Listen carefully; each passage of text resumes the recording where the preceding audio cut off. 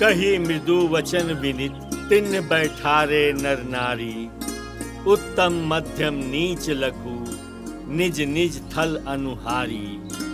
राजकुंवर तही अवसर आए मनहु मनोहर तातन छाए। खुश रहा खुश रहा। गुण सागर नागर बर वीरा सुंदर श्यामल गौर शरीरा। राज समाज विराजत करे जी बाबूजी। बाबूजी पाठ करके उठिए ना तो बता दिया कि हम कोर्ट जाता नहीं, कुछ काम बा, दोपहर ले आ जाई। ठीक बाबूजी, हम बता दें। ठीक बा, चला।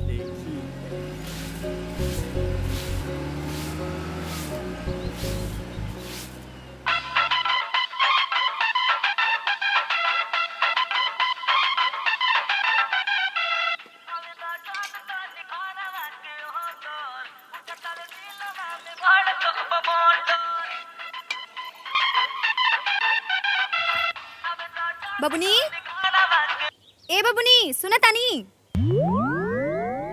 तनी यहाँ आई ता। एबरा हमरवा के कढ़ी बनावल सिखावत तानी। बस भाभी 5 मिनट, एगो रील बना के बस आवतानी। ठीक बा, जल्दी आई।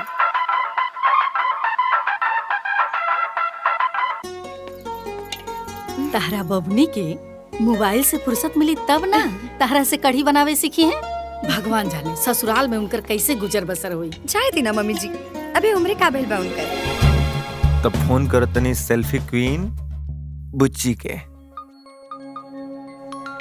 भैया प्रणाम भैया। खुश रह खुश रह। कैसन बड़ो? हम ठीक बानी, रउआ कैसन बानी? हमहू बहुत बढ़िया बनी। अच्छा ये बतावा माई कहाँ बड़ी? अभी बुलावतानी।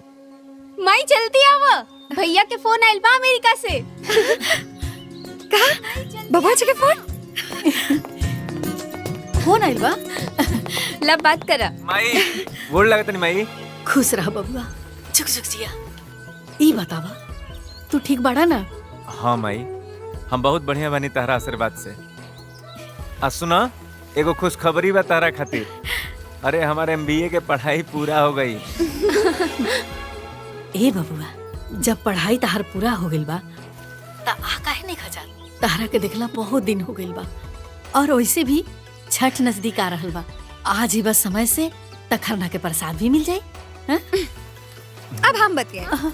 काची बबुआ जी अमेरिका का गई रहुआ? रहुआ तो घर वालन के भुलाइए गई नहीं, गाँव के याद ना आवेला? अरे ना भाभी ना ना, ऐसा कोनो बात नहीं खे हो, बस टाइम नहीं खे मिल पाओते घरी। अच्छा जी, टाइम नहीं खे मिलत काहे? आजकल टाइम के औरों के दिया तक का? हाँ? आकाश भैया प्रणाम, गोड़ लागतानी। अरे भोला जी प्रणाम प्रणाम, का हाल बा? पहले ई बतावा वहीजा दिन बा की रात? यहीजा तो अब्बे दिन बा। अच्छा अच्छा, ओइजा दिन बा तइजा रात बा, का बुझाइल? हमके पता बा, जब इंडिया में दिन होखेला नू त अमेरिका में रात होला। देखला लोग हम कितना ज्ञानी बानी। काहे ना? अरे ई कौना बात के हल्ला हो रहल बा? भोला बाबू, रउआ केकरा के ज्ञान बांट रहल बानी? अरे दादाजी, हाय आकाश भैया के अमेरिका से फोन आइल बा।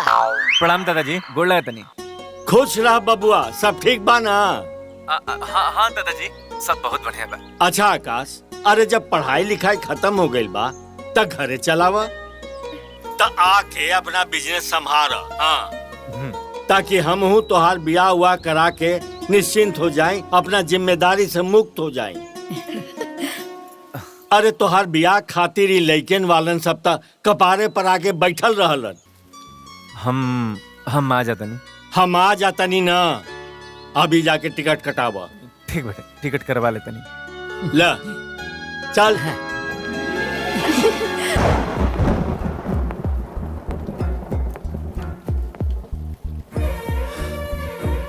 अब का हुई? आई थिंक तोहरा के दादाजी से हमने के शादी के बाद बता देवे के चाहिए।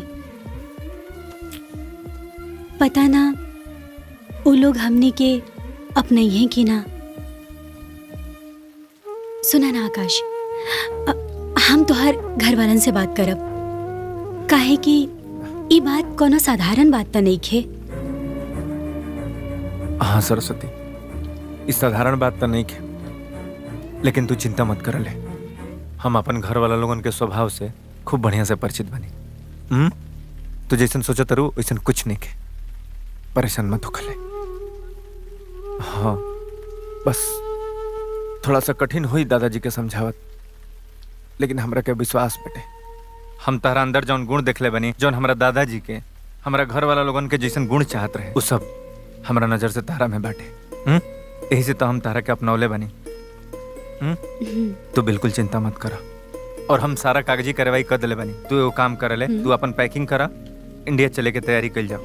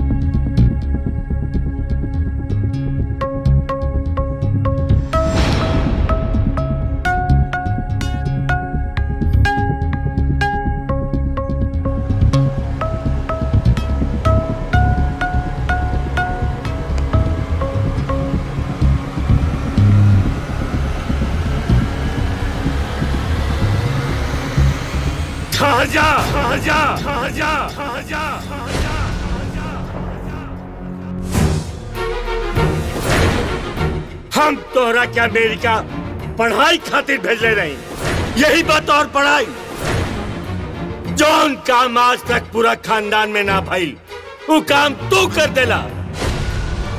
इज्जत माटी में मिला देला। जौन समाज हमरा खानदान से संस्कार और चरित्र के शिक्षा लेत रहे, वो हमरा ऊपर कल से उंगली उठाई। तू तो समाज में हमार सिर झुका देला। तोहरा से ऐसा उम्मीद ना रहे। दादाजी बस हमारी एक मिनट बात तो सुन ली। अब कहे सुने के का बच गई बात।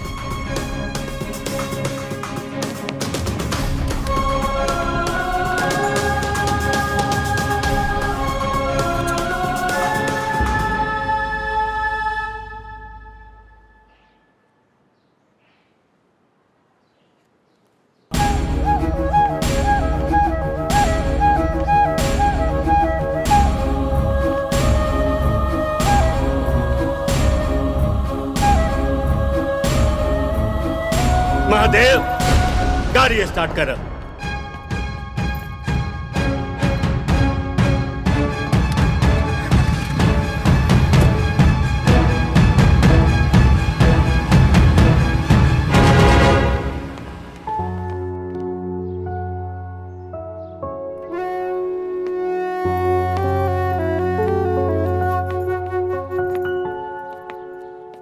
ये हमारा माई है। आई बाबूजी बोल लगा। प्रणाम माँ जी। खुश रह बेटा। प्रणाम बाबूजी को बाबूजी। और ही आकाश भैया, और ये भोला हुआ, और ये हमारी प्यारी भाभी। गोल लगा। खुश रही खुश रही। और ये हमारी छोटकी ही भैया। बेटा इकी है। माँ, इनका नाम सरस्वती है। ये हमार वाइफ है। वाइफ? अरे मैं तहर पतो पतो तई बोलना। मैं ऐसा मजबूरी आयल कि हम तो लोगन से कुछ बता ही ना पैनी। माफ कर दे जले।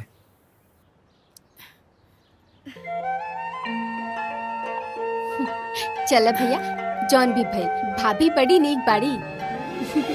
अरे वो सब अरे पहले बहुरिया के अंदर चले जा।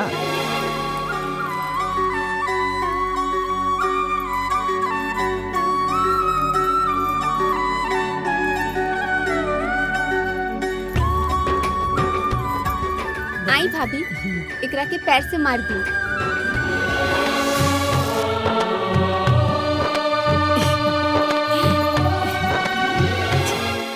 ए बहनी, आकाश न अमेरिका से बियाह करके बहू ले आइल बा। ये का कहा ताड़ू चंपा? अकसवा अमेरिका से लड़की लेके आइल बा? ना ना ना ना ना ई तोहरा के कोनो गलत समाचार मिलल बा। ना बहनी, ई बात 100% सही बा। ई बात आपन तक रखिया, हमके देर होता, हम जाता नहीं।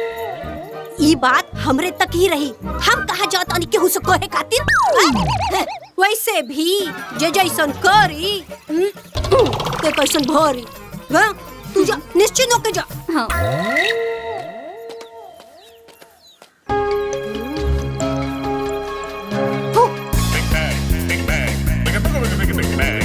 अरे गौरी, अरे सुन, एने आ। हम ना। अरे का भइल भौजी, का बात बा? अरे गांव में का हो रहल बा तोहरा के कुछ पता बा? का? ले पूरा गांव जर गइल, अब फुहरा कहे कि लत्ता महकता। अरे तोहरा के कुछ नहीं के पता ना। ले ऊ जौन मुखिया जी बाड़े न, हाँ? उनकर छोटका पोतवा ऊ अमेरिका से मेहरारू लेके आइल बाटे। न जाने कौने जात बिरादर के लेके आइल बाटे ई गांव में। अरे भौजी, जमाना कहाँ से कहाँ चल गइल। अब भाई तो जात बिरादरी पटकल बैठू। ले पूरा गांव आग लग गई। अरे भाड़ में जाए ऐसा जमाना, आग लागे ऐसा समाज के जे अपन मान सम्मान के ताक पे रख देला। जा तू जा अपन काम कर। लागत हमरा के इस समाचार पूरा गांव के देवे के पड़ी। ए चाची, सुना सुना तनी।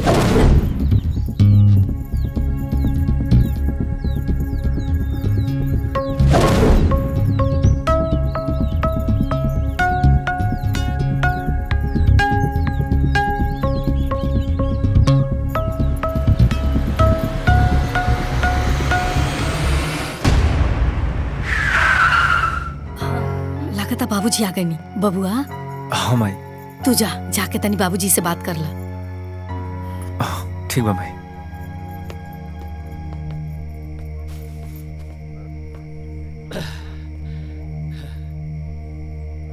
दादाजी, दादाजी हमरा के माफ कर दी। हमसे बहुत बड़ गलती हो गई। हम खूब बढ़िया से जानते नहीं दादाजी कि जौन गलती के लिए बनी वो माफी के लायक नहीं के। ये आपके वसूल ये परिवार के संस्कार के खिलाफ बटे। लेकिन हम आपके विश्वास दिलाते दादाजी जी, विश्वास दिलाते कि सरस्वती आपके सोच के एकदम प्रतिकूल रहेगा। कहा करती दादाजी, कई बार बतावल चाहनी, कई बार हिम्मत जुटाई बतावे खातिर। अरे हमरो कोनो मजबूरी रहे ना बता पाऊनी। ऐसा तोहार का मजबूरी रहे कि तू ये बात अपना परिवार से छिपा लेला? दादाजी, जब हम सरस्वती से पहला बार मिलनी, उनकरा के जननी, उनकर अंदर जौन गुण रहे हमरा ये बुझाइल कि हमारा दादाजी के बहुत पसंद आई, बहुत बढ़िया लगी। उनकर माई बाबूजी लोग भी तरह से बतियावल चाहत रहलन, लेकिन अचानक एक्सीडेंट हो गई।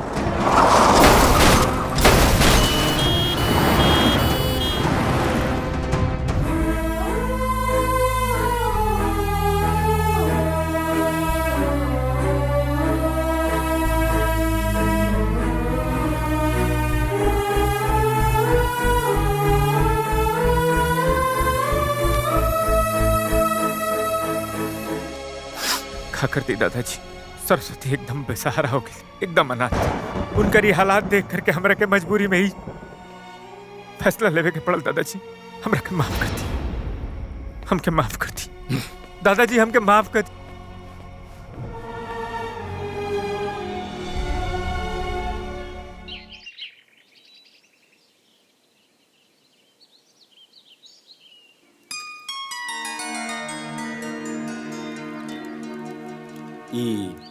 सवेरे सवेरे पूजा के कैलाश, हम तो अभी पूजा करे आ रहल बानी।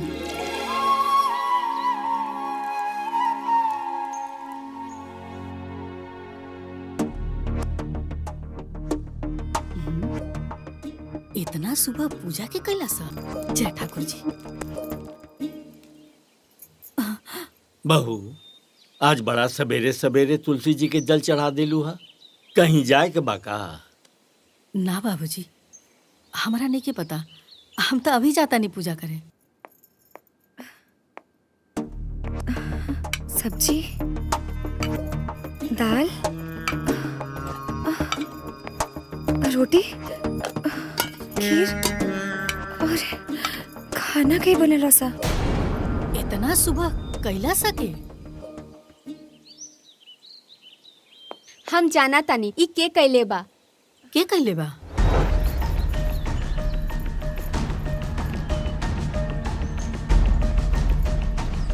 जी माँ जी, ई सब हम कहनी हम। ऊ का है ना, ई हमा के परंपरा के हिसाब से आज हमार चूल्हा छुआई के रस्म बा ना, त हम सोचनी कि हम खुद ही ई पूरा रस्म कर दी। उ सब तो ठीक बा, बाकी इतना सारा काम तू अकेले कैसे कैलू हा? ना माँ जी, ई सब हम अकेले ना कहनी हा। हमार मदद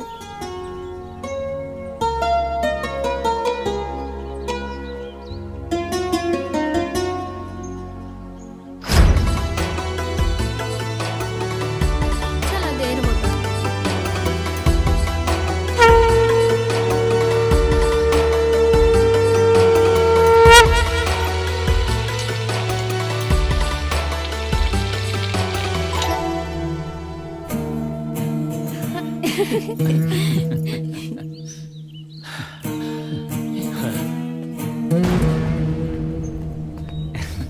जा, जाके दादाजी के मनावा।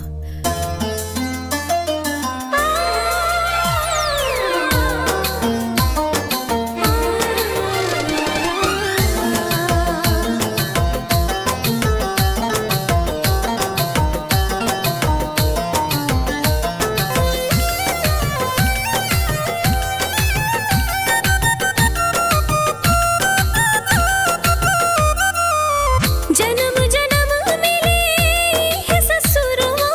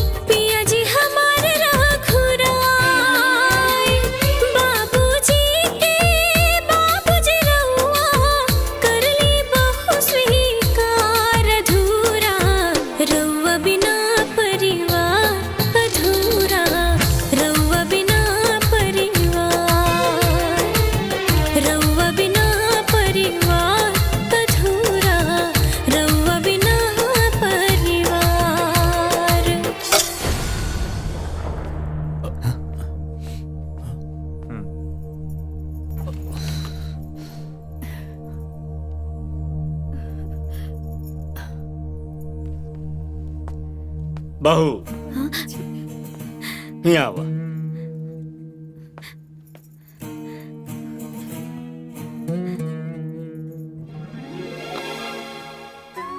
ई तोहार ददिया सास के दिहल हार हा, एके उनका आशीर्वाद समझ के पहन लिया। तोहार चूल्हा छुआवन के ई उपहार ला। थैंक यू दादाजी। खुश रह।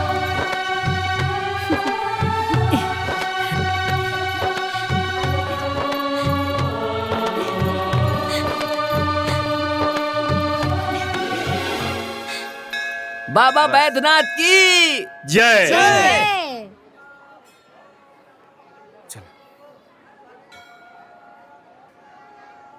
राम राम राम मुखिया राम। जी।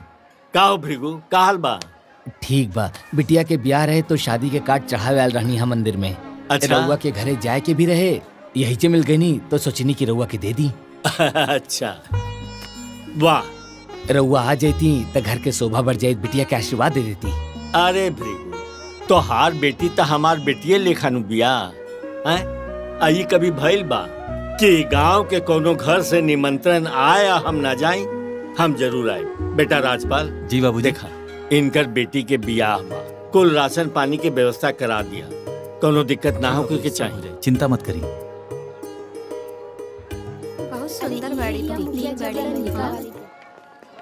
जी प्रणाम। प्रणाम। कार्य कतवारू, तोहार का समस्या बा? मुखिया जी, रउआ जनते बानी अगला साल किसान क्रेडिट से हम लोन ले रानी। कुल फसल हमार जल में बर्बाद हो गई। हम बड़ा कर्जा में हो गई बानी, समझ में नहीं आवत कि कर्जा कैसे दियाई। रउआ एक बार मैनेजर साहब के फोन कर देती, हमार कुल कर्जा माफ हो जाई। एकर कोनो जरूरत नहीं के। बेटा प्रकाश। जी दादाजी। इनका के 10,000 रुपया दे दिया, ठीक बा? जी अब धन्यवाद। खुश। प्रणाम। प्रणाम प्रणाम खुश मुखिया रह, जी। खुश रह। का रघु, बड़ा उदास लग रहा बड़ा?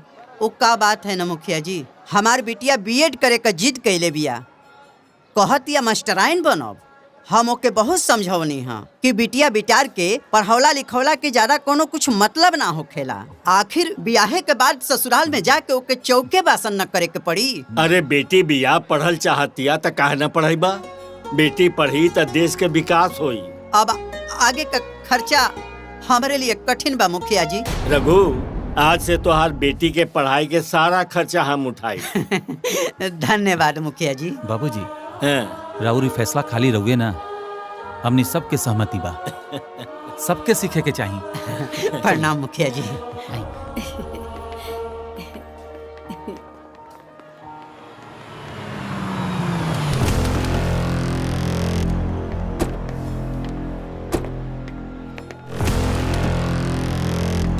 कहो, मुखिया जी का अमेरिका वाली बहुरिया ये है? हाँ जीजा जी। वो बिना हरदी हमाड़ो के। वाह वाह, मुखिया जी तो पूरा गांव में बड़ा संस्कार बांटले। अपना पोता के घंटा कोनो संस्कार ना डालन। हाँ? ये कहल जाला चिराग तले अधेरा। अरे जीजा जी, ई बार यह मसाला लेके चुनाव में काम आ जाई। अरे भैया, यही बात के मुद्दा उठा के इनका चुनाव में धूल चटा देवे के बा। वैसे भी पूरे गांव जवार में यह चर्चा बा कि अब की हमने चुनाव बम्पर वोट से जीतत बड़ी। और का देवर जी ना एकदम साचो कहत बाड़े। वैसे भी रउआ 30 साल से तहरते बानी। ए बार ना रउआ चुनाव में जीत जाइब ना तो हमार 30 साल के सपना पूरा हो जाई। ही मेहरारू जब बोली तो कुफारे बोली। अरे भाई, का जरूरत रहे बोलेगी कि हम 30 साल से हारत हई? तो चिंता मत करा, भूल मती। ये मेरी साला चुनाव हम जीतो, आयन के पटकनी देहब, इनके औकात दिखाई, वो चाहे जैसे साम दाम दंड भेद कुल लगाई। हाँ। माई देखा है, कुछ छूटल तो ना हो? सब लिख दिलू नो। हाँ। ए भोला भोला। हाँ माई, खेने आव। बस आवतानी। बताई। हाय देखा, हाय सामान के लिस्ट तैयार हो गइल बा। और एको सामान छूटे के ना चाहिए। अरे माई, एको गो सामान ना छूटी। आज जाके नेत नियम से लेके आई है। और हाँ, नहा धो के, ठीक बा? ओहो, हमके सब पता बा। छठ पूजा बहुत ही पवित्र पर्व होखेला। एमे भूल चूक से कौनो गलती ना होके के चाहिए। रउआ हमरा के इतना बुड़बक ना बूझी, हमरे लगे इतना ज्ञान तो बटले बा। हाँ हाँ बिल्कुल, काहे ना, बहुत ज्ञान बता लगे। रह दी ना माई, हम करता नहीं। हम करता नु। एक काम करा, तू जा रसोई में जाके दाल चढ़ा दो, हनो? ठीक। ए बुची, जो ना तने भौजी के हाथ बटा दे। ठीक बा माई। जा।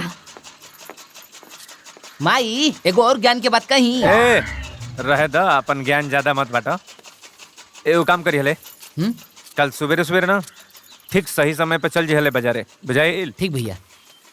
का बनाओ तेरे माई? माई हाँ बेटा। कहा सोच में पड़ल पड़ू, कोनो बात बा? अरे ना बेटा, कोनो बात नहीं की। का माई, अब तू हमारा से छुपाईबू, तहरा के देख के पता चल जाता थे। बतलावले का बात बा? देखा बेटा, तहरा तो पते बा, ए घर के परंपरा बा कि कौनो जब पतोह बियाह करके आवेले ना त छठ उठा लेवेले। बड़की दुल्हन आई रही त ओही साले छठ उठा लेले रही, लेकिन छोटकी दुल्हन त अजायदा रहेदा। आ वैसे भी अमेरिका में उनकर पालन पोषण भइल बा, त उनकरा का पता बा एजा के नियम धर्म आ परंपरा के। माई ऐसन काहे कहा तनी माँ जी? लो आगे। हमके यहाँ के कल्चर के बारे में सब कुछ पता बा, और अगर कुछ थोड़ा बहुत ना भी पता रही ता और फिर रउआ काहे खातिर बानी, रउआ बता देव हमरा के। और हम जाना तानी कि छठ पर्व के व्रत बहुत कठिन होखेला, लेकिन हम चाहतानी कि रउआ हमरा के आशीर्वाद दीही कि हम रउआ और दीदी के साथे एह बेर छठ के पर्व अच्छे से सफल कर सकी। तू तो हमरा दिल के बात कह देले दुल्ही। खुश रहा। अरे वाह, अब की बार तक 3-3 को दौरा बंधाई। जय हो छठी मैया। इस साइट पर छठ के पर्व के सारा जानकारी बाटे, और तू चाहबू एकरा से सारा जानकारी लेके तू सीख सकेलू। ठीक दी।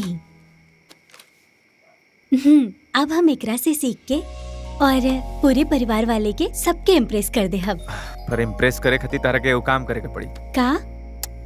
आई देखा, ए पर जाके ई देखा पूरा गाना बाटे, एकरा के सीख सकेलू और सीख के इम्प्रेस कर सकेलू।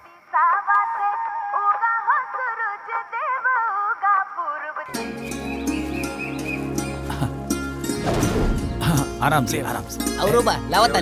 चला चला जल्दी करा। सब कुछ ठीक बा ना?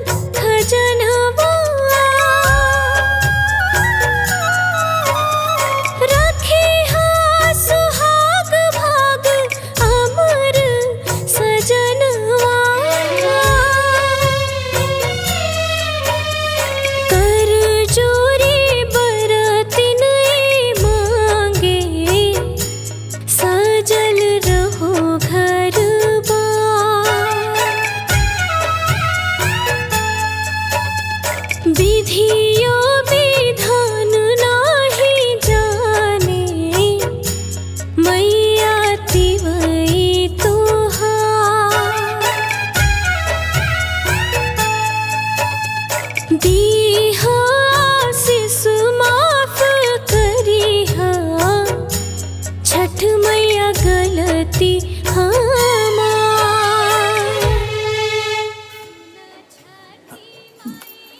प्रणाम प्रणाम प्रणाम, प्रणाम प्रणाम। मुखिया जी और परिवार के संस्कार देख के तो मन गदगद हो गया। है मोती मुखिया जी के परिवार के तने शरबत पिलाओ। अरे जीजा जी काहे में लेट कर दी, कुल शरबत तक खत्म हो गए।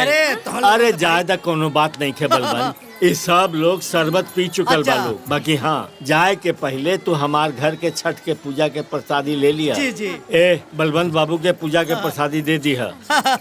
मुखिया जी आशीर्वाद बनाए रखें। प्रणाम। लाहो प्रणाम प्रणाम। चलो जी जी जी खुश रहा खुश रहा। देखा ही मेरा रुके खाना है वो ढकोसला दलिद्रन कहीं की। हट ए जी आयल है रवा खाई ना। हट खाली खाए के चक्कर में देखा सत्यानाश हो गए। काल के बहुरिया आयल हो और छठ पूजा कर दलस। ये एकदम हुरा थाई पता न फाट जेबू कबो।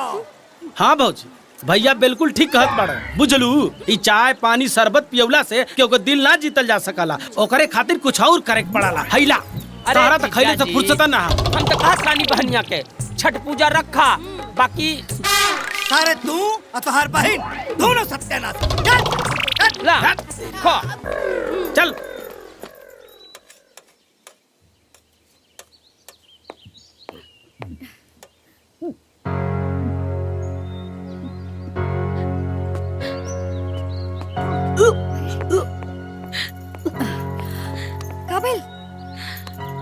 का भइल दुल्हन, तबीयत तो ठीक बा? ओ दीदी हम अरे ये तो बहुत खुशी की बात बा। बाबूजी पापा हमने घर में एगो नया मेहमान आए वाला बा। का? अरे अरे ई खानदान खातिर सबसे बड़ खुशखबरी बा। तू लोग एक काम कर, बहुरिया के कोनो काम मत करे दिया। हाँ अरे घर में इतना मेहरारू तू लोग बाड़ू, घर संभाल लिया और उनकर विशेष ख्याल रखिया। दादाजी बिल्कुल सही कहत बाड़े। देखा तुहार जिम्मेदारी बहुत बढ़ गई बटे। बहू के कोनो दिक्कत ना होके के चाहिए। ना होके दे बिल्कुल। अरे आकाश। हाँ भाजी। बेटा हम चाहता नहीं कि तू बहू के लेके डॉक्टर लगे जा। हाँ और डॉक्टर से तनी राय मशवरा भी लेला। ठीक बा बाबूजी। हाँ दादाजी अब तो हम चाचा बन जाइब ना।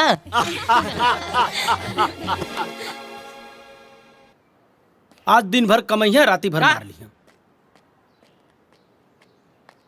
हाँ भाई। अरे जीजा जी बहुत टेंशन हो गई। हाँ हो गए। अरे ई बार के प्रधानी के सीट महिला आरक्षित हो गई। महिला आरक्षित हो गई और वो कम से कम बीए पास हुए के चाहिए। अरे बाप बीए पास? ऐसे तो हमनी के 5 साल का कईल मेहनत बर्बाद हो जाए। लगती है बा। ऐसे कैसे बेकार हो जाए? काहे? इस बार के चुनाव दीदिया लड़े। वैसे भी दीदिया तो बीए पास ही बा, बाकी कैसे पास बा वो रउआ से ज्यादा के जान सकेला।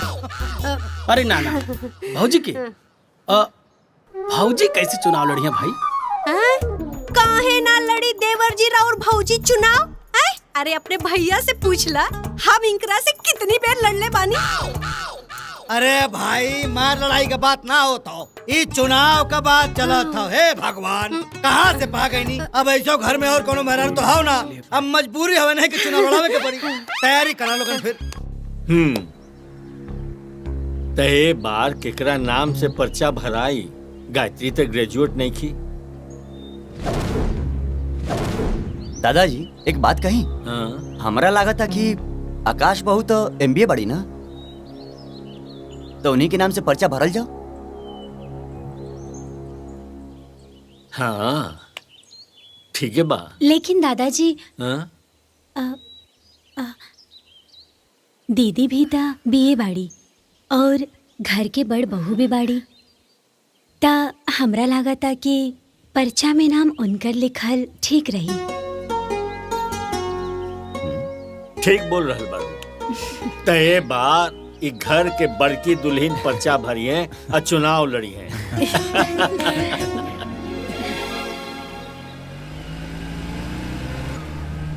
आज सूरज पूरब की जगह पश्चिम से उगा था, वो देखा क्या हुआ था? ये तो बलवंत सिंह था। अरे तबे मतलब के अपन बुखारो ना दिलन, जरूर कोनो मतलब है। प्रणाम मुखिया जी। प्रणाम प्रणाम। का समाचार बा? सब आशीर्वाद बा आपके। आबा आबा। प्रणाम प्रणाम। प्रणाम प्रणाम। कैसे कैसे अइला हा? अरे अब मुखिया जी दरअसल बात यह है कि हमार पत्नी फूलमती प्रधानी को चुनाव लड़ल चाहता नहीं और ये रहुआ आशीर्वाद बगैर मुमकिन नहीं के। अब रहुआ तो 30 साल से प्रधान बटले बनी। अब ए बेरी कहा हो कि जो प्रधानी के चुनाव हो वो हो गई महिला सीट।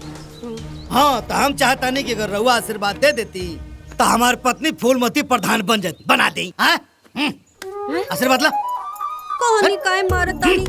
हाँ ठीक बा ठीक बा ठीक बा। सुना घर में जाके तनी भौजी का आशीर्वाद ले ला। अच्छा जा जा। छोटकी दुल्हन के अइला से घर में रौनक आ गइल बा। घर अब भरल भरल लागता। सच कहनी अम्मा जी, अच्छा लगा था। प्रणाम दीदी। अरे फूलमती खुश रहा आओ बैठा। राधा अरे खुश रहा। प्रणाम चाची। अरे खुश रहा। कहाँ रहलू हा? तू तो दिखाइए ना देत रहलू हा। तू तो एकदम गुलरी के फूले हो गई बड़ी। अब कहा बताई दीदी, इनकरा से छुट्टी मिली तब ना यहाँ वहाँ जाए के मिली। अरे ई त हमरा के प्रधानी लड़े के भइल तब हम यहाँ आ गई नी। मोती के जीजा कहलन है कि जा सब केहू के आशीर्वाद ले ला। ए नाते आशीर्वाद लेवे आ गई नी दीदी। ठीक कैलू हा। अच्छा दीदी, हाँ। और अमेरिका वाली बहुरिया नजर नहीं खियावत कहवा बाड़ी? अपना कमरा में हुई है, बुला देता नहीं। ए छोटकी दुल्हन, छोटकी जी माँ जी। देखा तारा से केहू मिले आइल बा हो। आवतरी। हाँ।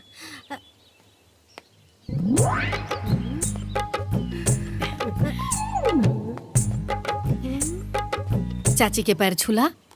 खुश रहा।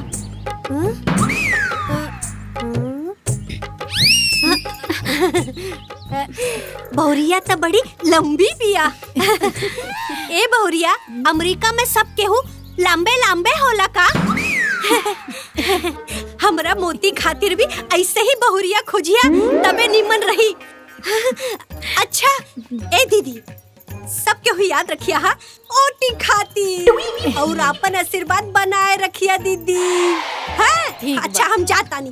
प्रणाम। प्रणाम चाची। खुश रहा। अरे खुश रहा। रवा लोग चाहते तो भर भरा के निकल जाए। आ गलू। हाँ। अब मुखिया जी बस आशीर्वाद बनाए रखब। प्रणाम प्रणाम। तनी देखिए ध्यान रखिए लोगन। हाँ अब आओ। चला आवा लोग। हाँ आवा घुस। हाय देखा सारा बा। ए देख देख फोन लगाओ। तुम्हार भाई अबले आइल ना। फोन क्या लगाई भैया भाभी आगे लन जा। बबुआ डॉक्टर का कहलस हो? माई हाँ? बहुत खुशी की बात बा। निर्मला भी यो खुशखबरी बा। का तेरा मतलब भैया? अरे अब तो खाली पापा ना, चाचा बने वाला भी बड़ा। बात करते रहा। जियत रहा। ए माई मान तरे ना कि हम कितना लकी चुप, तू का लकी बड़ा? लकी तो भैया हमार पतो सरस्वती की जेकर गोड़ हमार घर में पड़ल तबे से तो शुभ ही शुभ होता। धन्य हो प्रभु, हमरा के ऐसा मौका देला कि एक साथ दूधू को पोता खिलाई। एगो हे कांधे पे एगो हे कांधे पे। बुझाइल नु? बुझा गइल। अब सुना लो, अब ना हमार दोनों पतोह के गोद भराई हम एके दिन एके साथ करब। ये सही रहेगा। अरे ये तो बहुत बड़ खुशखबरी बा। हम जा तानी दादाजी के बतावे। जो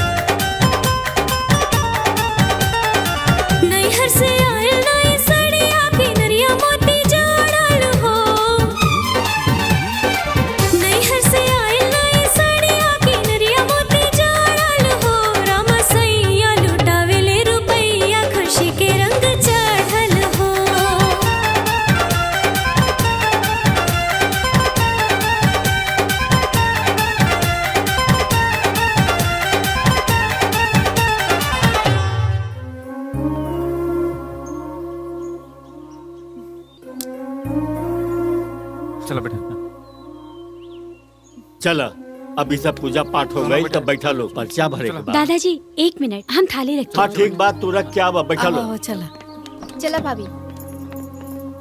ए आवा जल्दी।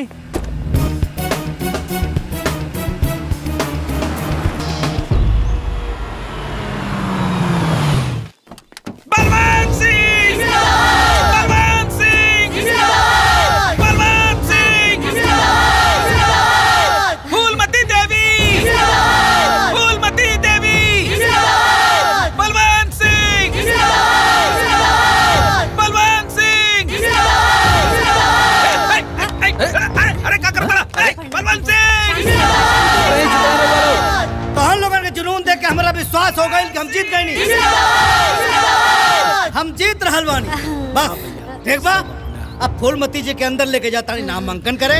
आप लोग शांति बनाए रखी अपन जलवा इसे बरकरार रखी ठीक बा। धन्यवाद। हर हर महादेव। हर हर महादेव।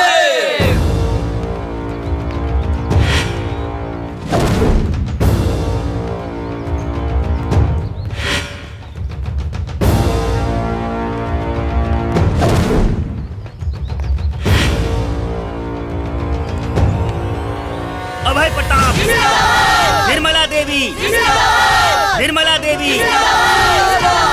निर्मला देवी, मुखिया जी, मुखिया जी, अभय प्रताप, निर्मला देवी। सर एक मिनट ये 2000 ना। मैम यहाँ अंगूठा लगा दीजिए। लगाओ। ए जी इनकरा के बताई ना कि हम अंगूठा ना लगाए, हम तो बीए पास पानी, सीधा साइन करब। पूरे दुनिया का पता है तू बीए पास बाड़ू। हाँ आय करत है। यहाँ अंगूठा लगाए जरूरी हो। अंगूठा लगाओ। साहब ये बताई कि हमार चुनाव चिन्ह का बा? आपका चुनाव चिन्ह बेलन है। बेलन? अरे ये तो हमार पसंदीदा बा। खुश हो गई। चला thank you sir, thank you. Welcome. Balwant Singh! Phoolmati Devi! Balwant Singh! Balwant Singh! आप लोगों के प्यार मोहब्बत देख के करेजा गदगद हो गई। हमारा पूरा विश्वास हो गई कि हम चुनाव जीत जाब। अब अपने अपने लेवल पे क्षेत्र में लग जा लोगन। और किसी भी कीमत पे हमनी के मिले चाहे जीत हमनी की हो गई। हाँ बलवंत भैया तू चिंता मत करा, तारे इलेक्शन में चाल लड़ा दे। बलवंत भैया! ए जी हर बेर तक कहेलन हो जाई पैसा लेके चल जाले ऑटो की और के दे देवे। चुप रहा महाराज, फालतू मत बोला। ये बार ऐसे ना होई। ए बेरी पुख्ता इंतजाम होई। रवा लोग हमारे साथे बानी लो। बलवंत भैया! बलवंत भैया! बलवंत भैया! फूलमती देवी! बाबूजी हम चाहत रहे कि छोटकी दुल्हन के अपना माई से मिलवा दी। बड़की दुल्हन तो हमारा माई से मिलिए ले बाड़ी, त छोटकी भी हमारा माई से मिल लेती त ननिया सास के साड़ी पहनावे के रस्म भी पूरा हो जाई। अरे तो इमे कहे के का बात बा? तू काल आकाश के या दुल्हन के लेकिन नहीं है चल जा।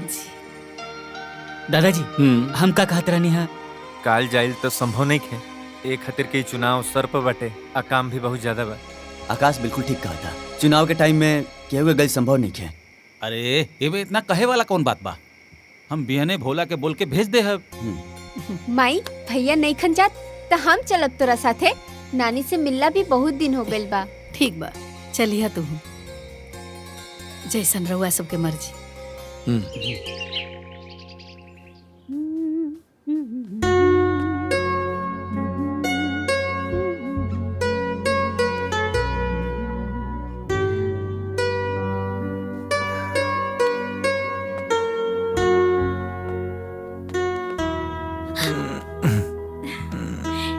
ये का करत हनी? हम तारा के प्यार करतनी। अच्छा तू कितना खूबसूरत लगत रही। बहुत सुंदर। अच्छा मतलब हम आज ही खूबसूरत लाग रहल बानी? अरे रोज ना लागे नहीं का? न, हमार मतलब ये नहीं है तू हमरा के रोज सुंदर लगेलू, लेकिन आज कुछ ज्यादा लगत रही। हम सब जानतानी शादी के बाद पहली बार हमरुआ से दूर जातानी, यही से हमरा के मक्खन लगावतानी। बात तो तू सही कहत रू, लेकिन सच बतलाई, अगर हमार बस चलित ना, तहरा के हम अपना आँखी से 1 मिनट खातिर भी, 1 क्षण खातिर भी दूर ना होके देती, बुझाई? हम भी रोआ से एक पल भी दूर नहीं खिराल चाहत, काहे कि रोआ में हमार जान बसेला। अगर ये जान चल जाई तो? अरे ऐसन बात ना बोले के चाहिए। भगवान ना करे रोआ कि कुछ हो जाए। अच्छा ठीक बा, हम मजाक करत रहनी। ताकि एगो बात बताई का? अब तू ना अकेले नहीं खो, अब तू दूगो हो गई बड़ू, कहे कि अपन ख्याल रखे के पड़ी।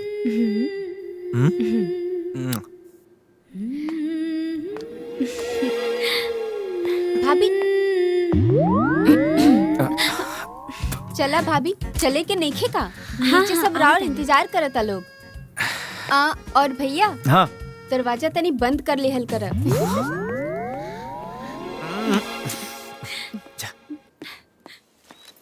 मम्मी जी, हाँ, साड़ी कपड़ा सब कुछ हम गाड़ी में रखवा देले बानी, बस रुआ आराम से जाएं, ठीक बा? ठीक बा। सदा सुहागन रहा, है ना? जी हाँ। माई, भाभी आवत तारी। हाँ ठीक। और सुना, हाँ, भोलवा घर पे ना रही, ऐसे सही सांझ दरवाजा बंद कर लिया। ठीक से रहिया, हमारा चिंता लगा रही। ना माँ जी, चिंता मत करिए, हम बंद कर ले। ठीक बा। जी माँ जी। चला हो। अरे ना ना ना ना, सदा सुहागन रहा, खुश रहा। इतने दिन में तरह से ऐसा दिल लागल बा, ऐसा बुझाता कि कौनो जन्म में हमने के बहन रहनी जा। हमरो भी ऐसा नहीं लागेला। अरे भाई, सब बतिया तू लोग ऐजे बतिया लेबू कि कुछ ओइजा खातिर भी छोड़बू? जी बाबूजी। अपन जोन विपक्षी बानू, ओके इतना हल्का में मत लिया बेटा। खुश रहा, खुश रहा, खुश रहा। ठीक से जइहा लोग। हाँ। चला।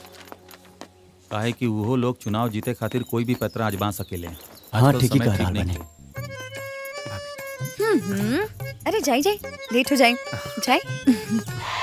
नानी घरे पहुंच के फोन कर दिया, और लौटत समय मामा के बोल के धनी राम की इमरती 2 किलो बंधवाई लिया।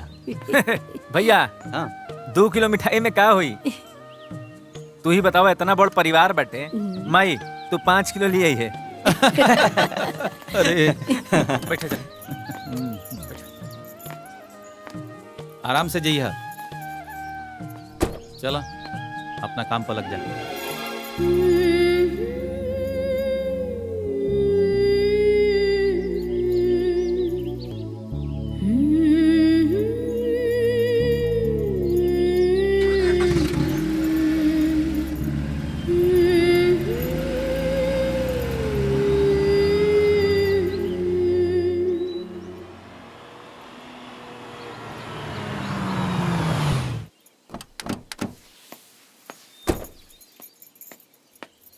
प्रणाम मामा जी। खुश रहा।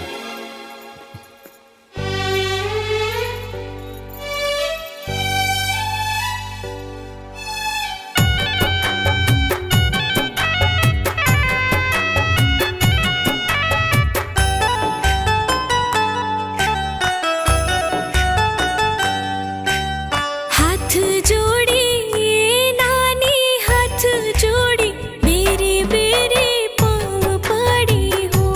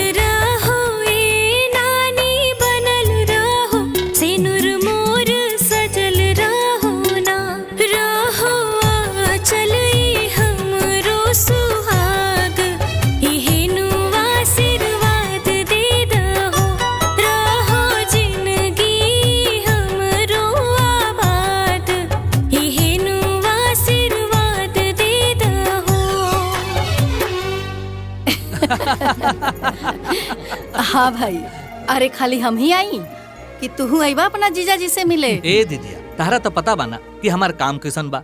अब तो इहो मालूम बा कि माइयो के बीजा हो गइल बा आ ललिता के भी बीजा होइए गइल बा। अब साल भर बादे इंडिया आवे के मौका लागी आ तबे तारा से भेंट होई। मामा हाँ अब की अइहा तो हमरा खातिर एगो नया मोबाइल ले ले अइहा। अरे काहे ना हमार भगनी, तारा खातिर एकदम नया मोबाइल लेके आई बब की। अरे मामा हमरा खातिर का लइबा? अरे भोला, तारो खातिर कुछ ना कुछ लेके आई। अरे दुल्हन आ गेली, आवा दुल्हन आवा। दूधो नहा पूतो फला। ए बेटा, जैसन नाम वैसने गुण बा तहरा में। तहरा के देख के हमार करेजा जुड़ा गई। ठीक बा माई, चल तानी, तू अपन ख्याल रखिया। अच्छा से रहिया। चला आवा।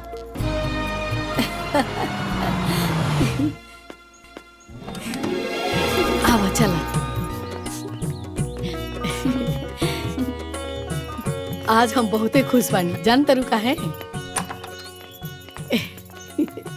माई से मिल के नानी से मिलके सच में बहुत अच्छा लगा। नैहर गईला के खुशिये कुछ और होखेला। जाने तारू, यहाँ के दूल्हा बन के गई रही तो पूरे गांव में शोर हो गई।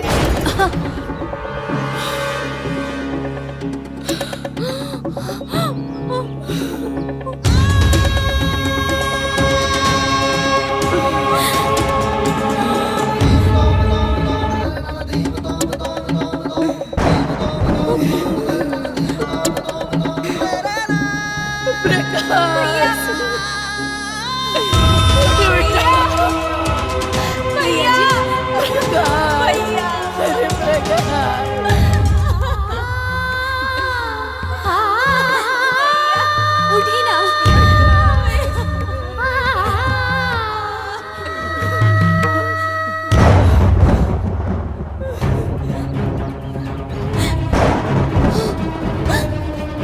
दादाजी, दादाजी।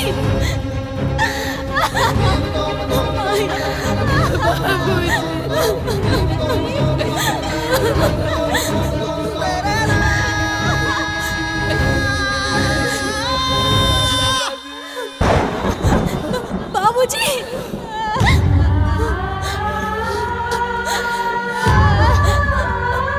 बाबूजी।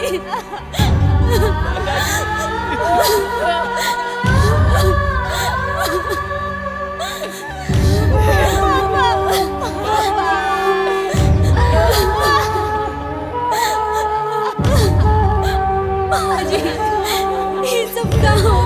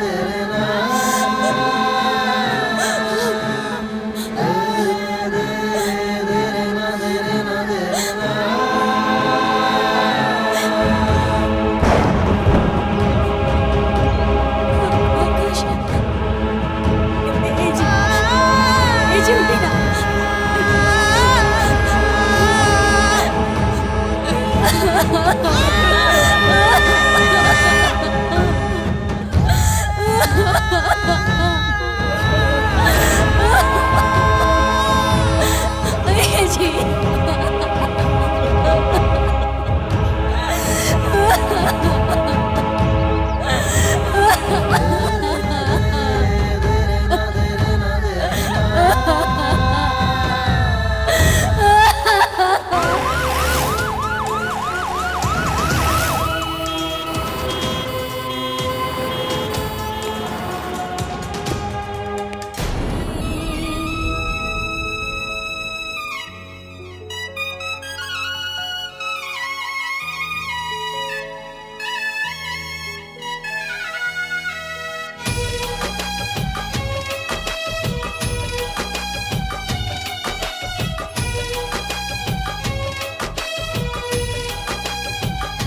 घेर ले पतझड़ बाजारल हरियर बागे बिधना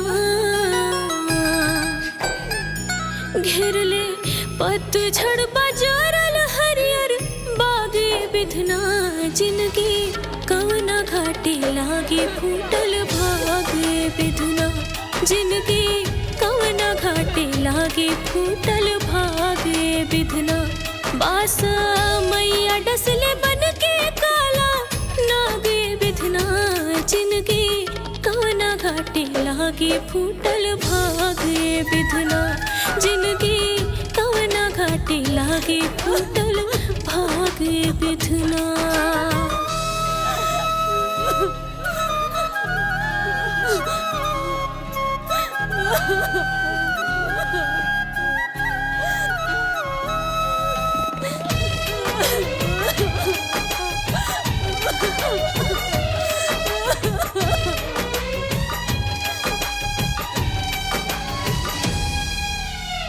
दुनिया में दुनिया मोर लूटल रूठल किस्मत कुछ ना छूटल लौके चारों ओर धुआं सा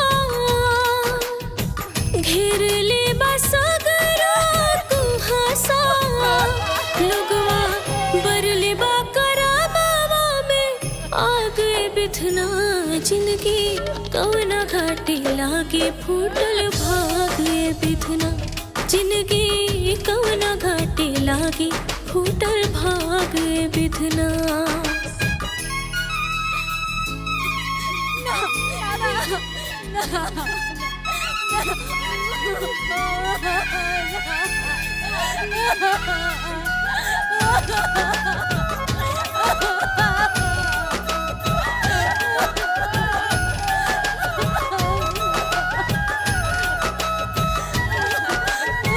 इधर दिन देखावे ऐसे जी ताब जी कैसे बिन पतवार के डगमग नैया डूबे बीच धार में जैसे बासा मैया डसले बन के काला नागे बिधना जिंदगी कौन घाटे लागे फूटल भागे बिधना जिंदगी कौन घाटे लागे फूटल भागे बिधना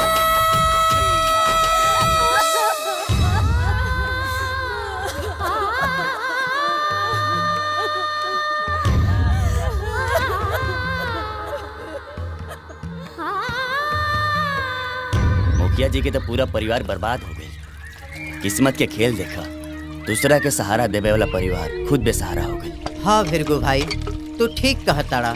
ई घटना पूरे गांव के दहला देहलस। अब चुनाव के का होई? उनकर बड़की पतोया भी चुनाव लड़े वाला रहले, वो तो ना बचले। हाँ, छोटकी बहुरिया ना कुल गुड़नी निकललस।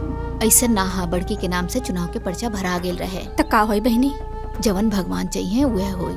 अब इलेक्शनवा का होई? तो के का लगता बहन?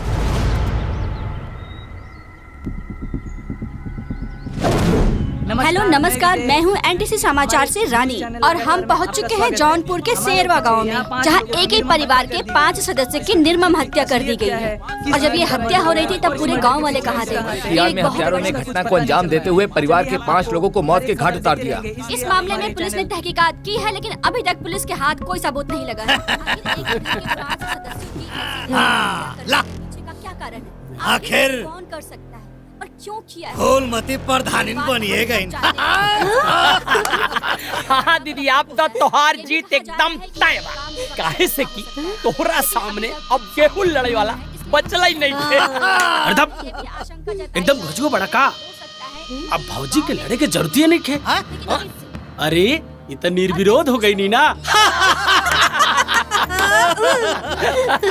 एक कहल जाला कि सांप भी मर गई और लाठी भी ना टूटल। फूलमती प्रधानिन भी बल गई नी और केहू के पता भी ना चलल। ए जी, रउआ सांप सोमवार के व्रत भूखीला और रउआ हमार तपस्या पे पानी फेर देनी। अरे भाई तोरे बुद्धि में का घुसल हो भूसा? जब मुँह खोलबू तब कुछ न कुछ उल्टा। बट सांप मर गए, हे मर गए, हाउ मर गए। जब ना समझ में आओ चुप रहा करा। तो आइए हम परिवार के लोगों से बात करते हैं और पता करते हैं कि ये घटना क्यों और कैसे हुई। माताजी, आप क्या बता सकती हैं?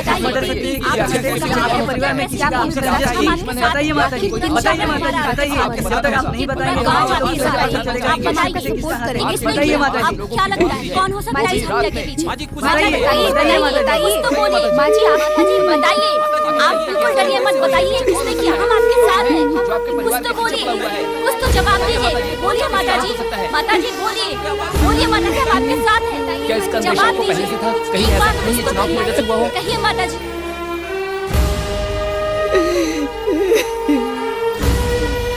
रुक जाओ। बंद करो, कैमरा बंद करो।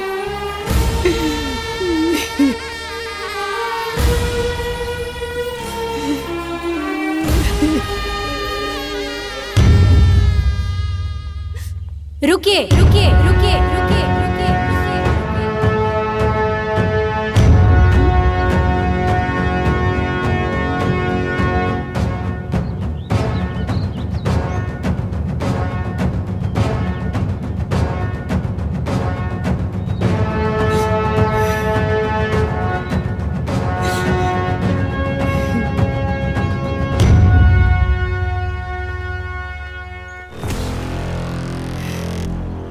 मैं ये तो नहीं जानती कि मेरे परिवार के सदस्यों की निर्मम हत्या किसने की है, पर मैं ये जरूर जानती हूँ कि इन हत्याओं के पीछे नियति क्या है, और इसीलिए मैं उनके मंसूबों को पूरा नहीं होने दूंगी। मैं सरस्वती सिंह, पौत्र वधू स्वर्गीय अभय प्रताप सिंह, पुत्र वधू स्वर्गीय जगतपाल सिंह और पत्नी स्वर्गीय आकाश सिंह, आज ये संकल्प लेती हूँ कि मैं अपने कुल की परंपरा को संभाल कर रखूंगी और चुनाव लड़कर इस गांव का प्रतिनिधित्व करूंगी। गांव के सुख, दुख और विकास में अपने दादाजी स्वर्गीय अभय प्रताप सिंह की तरह हमेशा अगली कतार में खड़ी रहूंगी।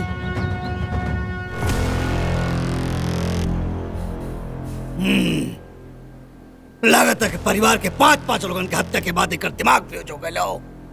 एकरा इहो नहीं खे पता कि चुनाव लड़े खातिर नामांकन भी करे के पड़ेला। जवन अनकर भइले नहीं खे और पर्चा भरे के टाइम भी निकल चुकल हो।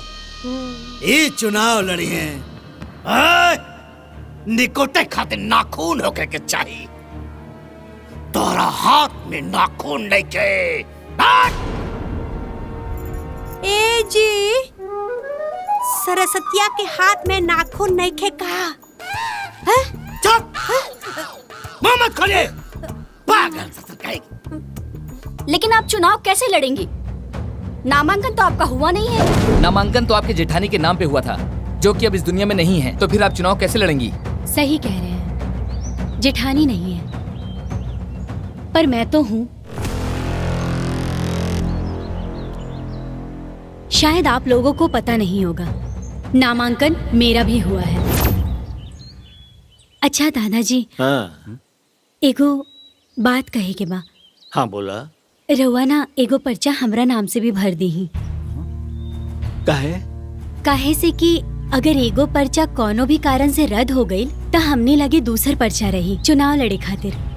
सरस्वती ठीक कहताड़ी बाबूजी। अरे ये बात तो हमरे दिमागे में ना आइल हा। बहू के दिमाग तो सचमुच में बहुत तेज बा। अरे बहू के कर बाड़ी, हमार खानदान के नाम तो यह नु रोशन करी। बाबूजी हाँ तैयारी करा भरा भरा।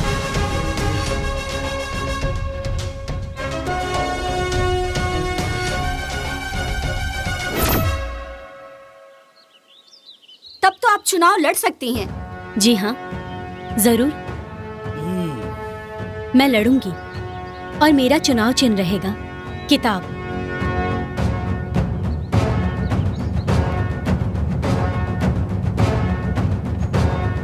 ये एक बहुत बड़ी खबर निकलकर सामने आई है। मुखिया परिवार की छोटी बहू अमेरिका से जो पढ़कर आई हैं सरस्वती जी, ग्राम पंचायत का चुनाव लड़ेंगी। उनका नामांकन पहले ही भरा गया था। कैमरामैन राम के साथ मैं हूँ प्रशांत सिंह। आप देख रहे हैं भास्कर टीवी। जो जनता शोक में डूबी हुई थी, उसी जनता को इस खबर से थोड़ी राहत मिली है।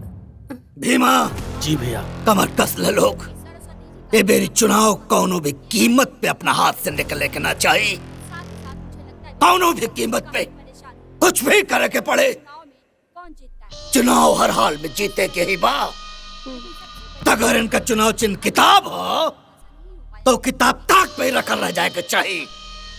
आप चिंता ना करी भैया, हम बानी ना, रहुआ टेंशन मत ली। हमनी के ना सब संभाल लिया जाई। प्रधान तो हमार दीदी बनी, चाहे निर्विरोध और चाहे जीत के। सुनतनी मुखिया का पतो चुनाव लड़ा तड़ी। अरे वो अकेले कहाँ जाइए वोट मांगे? मुखिया जी होखता तो संभाल लेता। अरे ऐसन कोनो बात ना है। बहुरिया तो पढ़ल लिखल बाड़ी, वो विदेश से सब संभाल ली है। घर में इतना बड़ा कांड हो गई और उनके चुनाव की पड़ल बा। हमके तो लागत उनके गोड़वे ठीक नहीं खे। पता ना गांव के का हुई। मुखिया जी के नतवन बाड़ी, उनकर तेवर और संस्कार मुखिया जैसे नहीं बा। गांव के हित में उनके मुखिया बनावे में ही ठीक रही। हमरा के लगा था कि बलवंत भैया ही विकास कर सकीले भाग दौड़ करके। का कहताड़ा कोरा के ताटी और गांव रखवार। गांव का विकास होकी का ना होकी, लेकिन गांव के पतन तो होबे करी। ठीक कहा तारा। सरस्वती के जितावे में हमार सबके गांव के और हमार भलाई बा।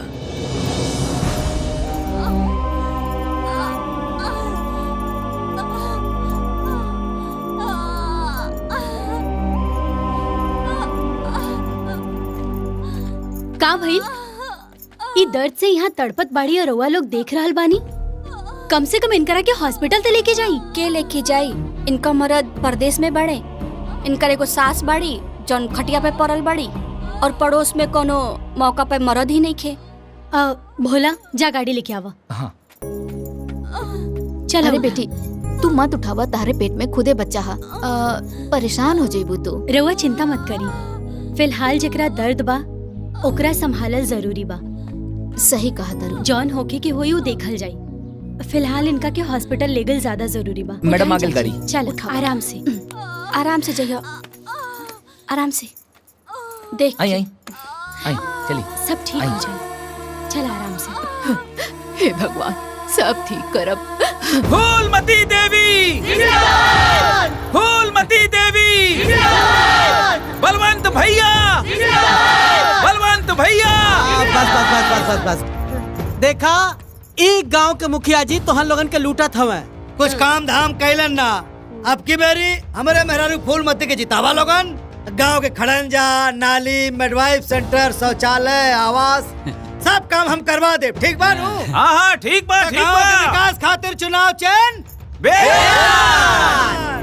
बलवंत भैया, बलवंत भैया, बलवंत भैया, बलवंत भैया। अरे पीछे हटा, पीछे हटा।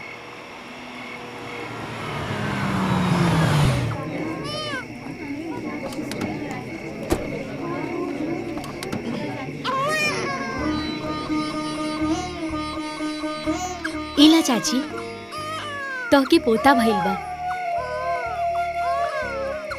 और जच्चा बच्चा दोनों स्वस्थ बा। अब बस ख्याल रखे के पड़ी दोनों के। बेटी भगवान तारा के खूब खुश रखस। तू खूब खुश रहा। तहरो भी एगो सुंदर लाल होखी बेटी। भोला,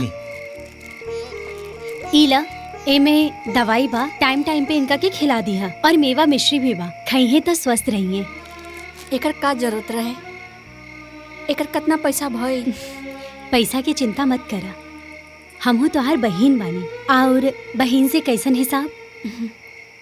और हाँ, ई मत सोचिए कि हम ई सब हम चुनाव खातिर कर रहल बानी। हाँ चला तानी, चलिए।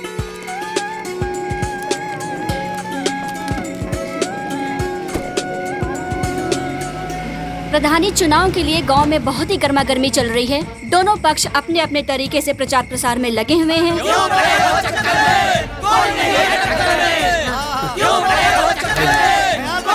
दादा बेलना पे वोट दिया। सरस्वती दीदी। चाची हाँ? किताब पे वोट दी है। किताब पे वोट दी है। बोला का भइल? हमार नाम चंपा हो। हमार आदमी शहर में एगो कपड़ा के दुकान में काम करेले। सवेरे चल जाले, राती के देर से आवेले। ओकरा से घर का खर्चा चलावल मुश्किल हो गइल बा। काम खातिर बोलीला त हमरा औरत होके के ताना मारेले। लड़का भी छोट हो में बाहर जाके काम भी ना कर सकीले। रउवे बताई ऐसे कैसे चली? और घर में थोड़ा कर्जा भी हो गइल बा। ए चंपा, हाँ? सिला फ्राक सिए के देले रहली। हाँ भैया, बस इहे देवे जात रहनी। ठीक बा। अच्छा दीदी, हम चलत नहीं।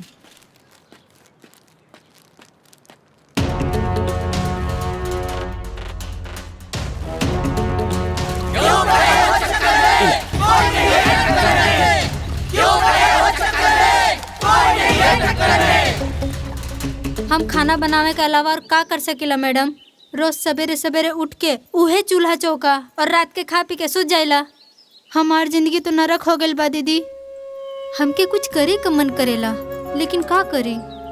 मर्द लोग के समझाई? उनकर कहला में ये चाहे जरा चाहे मरा, लेकिन जोन करे कहा घरवा में करा। बाकी हम सुनने बानी कि गौरी भौजी बहुत निम्मन खाना बनावेली। अरे इहो कोनो कहे के बात बा। इनकर खाना के चर्चा पूरा गांव वाला करेले। कुछ करी दीदी।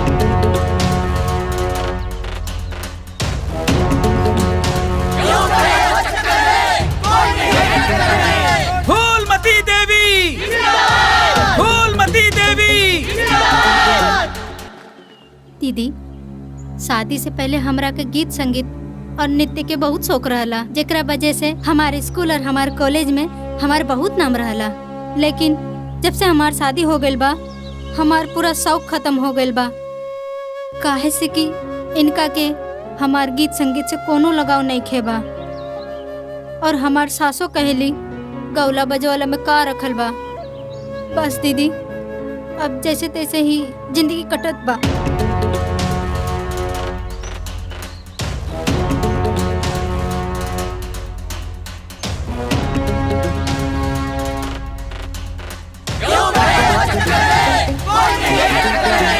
फूलमती देवी, फूलमती देवी। तोरा तनको लाशरम बाकी ना रे? जब देखा तब मोबाइल में घुसल रहेलू। मोबाइल तारा के खाए पिए के दी का? भाई के तो पियला से फुर्सते नहीं खे। कितना बार कहिला कि तू अक्षर पढ़ लिख ला, लेकिन दिमाग में तो घुसे वाला बा नहीं। का भइल?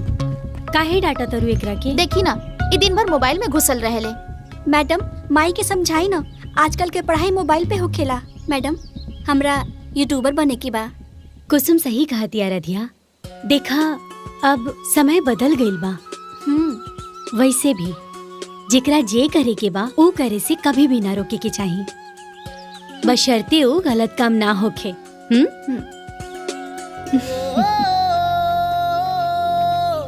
पंख नए हैं, नया आसमां, अब है नई उड़ान। सभे आज जे यहाँ मौजूद है, उस सब लोगन के हम प्रणाम करतानी। आज हमनी सभे जानतानी कि औरत मर्द से कंधा मिला के चलतारी। औरत और मर्द में कोनो फर्क नहीं खे रह गई। लेकिन ये बात हमने के गांव के मर्दन के समझावे वाला बा। दरअसल वो जाने ले सब, बस समझल और मानल ना चाहेले। कोनो बात ना, आज ये गांव के कोई भी औरत खुद के कमजोर ना समझे। बिल्कुल, समय बदल चुकल है, साधन बदल चुकल है। फिलहाल में हमने के पास जे भी संसाधन होखे, हमने के ओही से शुरू करे के चाहिए। देखी, समस्या कहाँ नहीं खे, हर जगह समस्या बा। लेकिन जहाँ समस्या रहेला, ओही जे ओकर समाधान भी रहेला साथ में। सबसे पहले हमने के अपने आप के पहचाने के हुई। हम का हई, हमने खुद के बतावे के हुई। त देखी, हिम्मत करी, एक कदम आगे बढ़ा। बहुत बढ़िया। चंपा, तोहरा सिलाई कढ़ाई आवेला ना अच्छा से? त तू एगो काम करा ना, गांव के बाकी औरत लोग जिनके सिलाई कढ़ाई में रुचि होखे, उनके सिलाई कढ़ाई सिखावा और अपना घर से ही कपड़ा बनावा। खुद के रोजगार चालू करा। जी दीदी। गौरी, तू बहुत अच्छा खाना बनावेलू। तोहरा खाना बनावल पसंद भी है। बहुत से लोग हुई हैं जिनका खाना बनावल पसंद भी है पर शायद अच्छा ना बनावत हुई हैं। ता उनके सिखावा, उस सबके इकट्ठा करा और आपन लघु उद्योग शुरू करा। जैसे अचार, पापड़, मुरब्बा, ये सब घर से ही बनावा तू। बनावा और ओकरा के बाजार में बेच दा। एकदम सही। एमे आप सबके पति भी आपकी मदद करी है। कोकिला, तू तब पढ़ल लिखल हऊ ना? काहे से कि तू पढ़ल लिखल हऊ त तहरा से कुछ उम्मीद जागल है। तू अपन गांव के बच्चन के पढ़ावा, घर से ही ट्यूशन पढ़ावल शुरू करा और साथ ही बच्चन के संगीत सिखावा। ठीक है? हाँ दीदी। कुसुम, तोहरा मोबाइल के बहुत नॉलेज है ना? त एगो काम कर, तू आपन भी चैनल बनावा और बाकी लोग के भी चैनल बनावा और उस सब के तू ही मैनेज करा। सब मिल के आगे बढ़ा।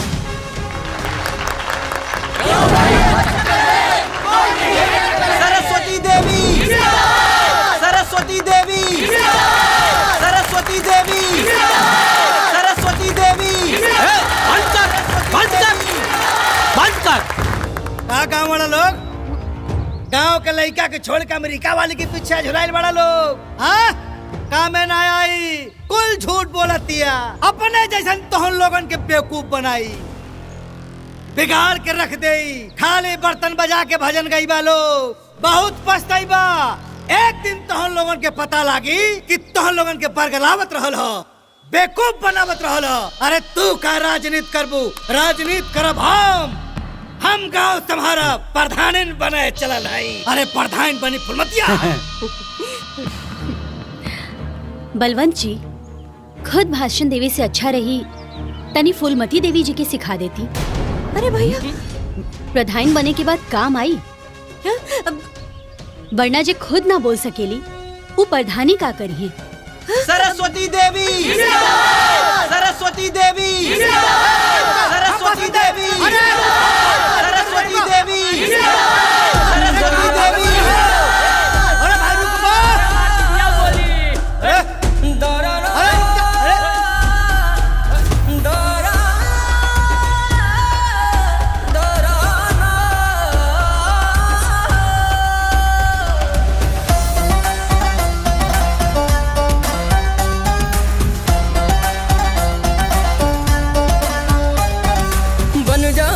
चिंगारी जब ज्वाला, चारों ओर उसी का हो बोलबाला। हो बन जाए एक चिंगारी जब ज्वाला, चारों ओर उसी का हो बोलबाला। खड़ी हो जो सुख दुख में सबके बांटे सबको प्यार। सारी दुनिया करे उसकी जय जयकार, सारी दुनिया करे उसकी जय जयकार। निधर दादा धनि धनि गने धनि धनि धर दादा धनि धनि बनी धनि धर दादा धनि धनि गने गने धनि धर दादा धनि बमरे द।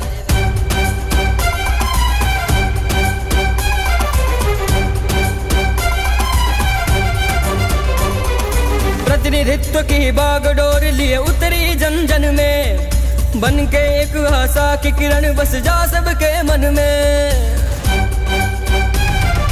प्रतिनिधित्व की बागडोर लिए उतरी जन जन में, बन के एक आशा की किरण बस जा सबके मन में। ठान ले जो करके दिखलाए माने ना कभी हार।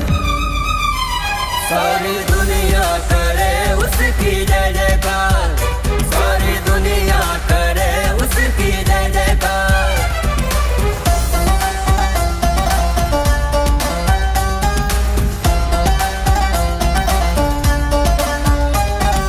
देख के जिसका अदम्य साहस दुश्मन भी घबराए, ईश्वर जिसके साथ खड़ा हो उसको कौन हराए।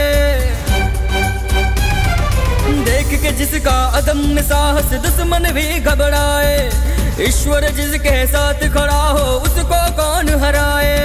कदम से कदम मिला के चले भर जीत की हुंकार। सारी दुनिया करे उसकी जय जयकार, सारी दुनिया करे उसकी जय जयकार, सारी दुनिया करे उसकी जय जयकार, सारी दुनिया करे उसकी जय जयकार। तो बने रहिए हमारे साथ, आप देख रहे हैं भास्कर न्यूज।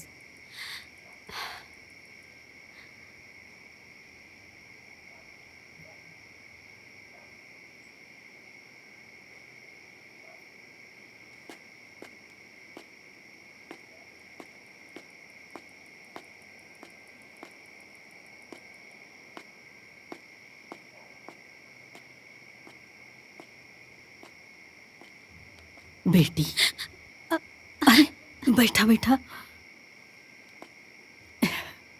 ला हाई दूध पीला, गरम बा, तार थकान दूर हो जाए। ठीक बा माँ जी, रउआ काहे परेशान होतनी, हम खुद ले लेती ना। अरे बेटा, तारा पेट में बच्चा बा, तार टाइम से खाइल पियल सब बहुत ही जरूरी बा।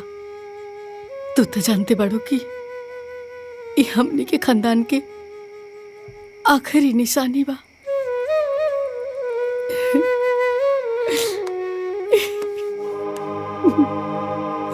माँ जी धैर्य रखी माँ जी, सब ठीक हो जाए, भगवान पे भरोसा रखी।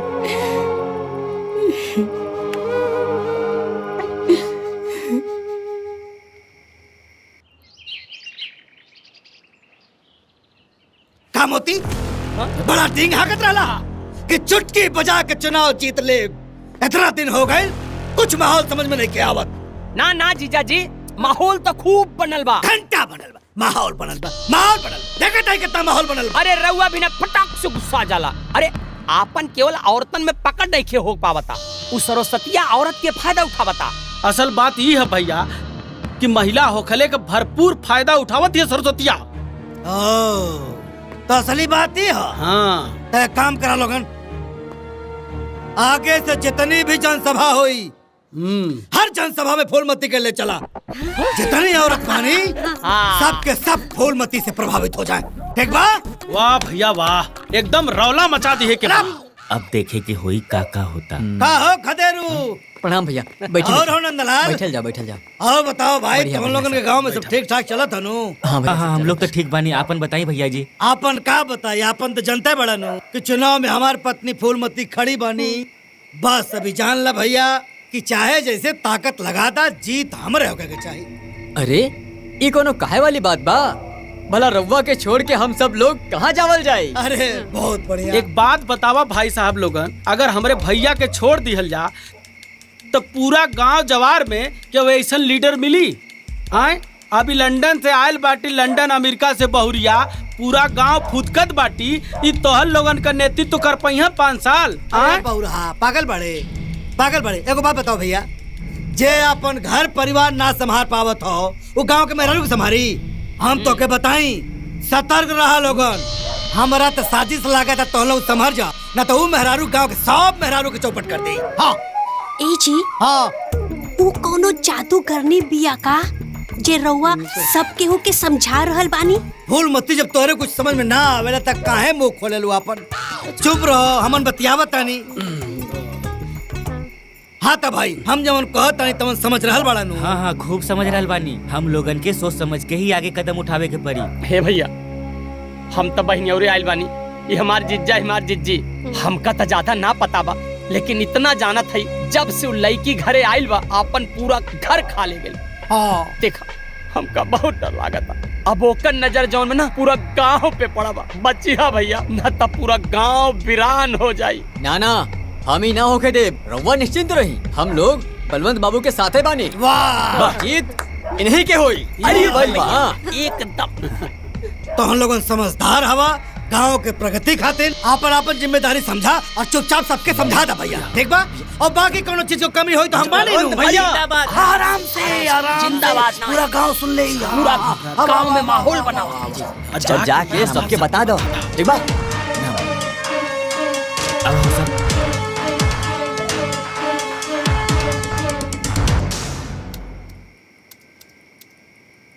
हाँ जी, तो बोलिए क्या पूछना है आप लोगों को? तो मैं जानना ये चाहती हूँ कि आप यहाँ रही भी नहीं है और यहाँ के कल्चर से आप वाकिफ भी नहीं है और आपको पता भी नहीं यहाँ पे किस चीज की जरूरत है, फिर आप गांव का विकास कैसे करेंगी? देखिए, जैसा आप सोच रही हैं वैसा बिल्कुल भी नहीं है। आजकल जमाना बहुत ही ज्यादा टेक्नोलॉजी के मामले में आगे बढ़ चुका है। नेट पे किसी भी तरह का कोई भी आंकड़ा निकालना बहुत इजी होता है। भोला, आंकड़ा दिखाओ। ये लीजिए, ये रहे हमारे गांव के आंकड़े। हमारे गांव में कुल 7,885 लोगों की जनसंख्या है, जिसमें से 40% जनरल, 25% ओबीसी, 20% एससी और 15% माइनॉरिटी।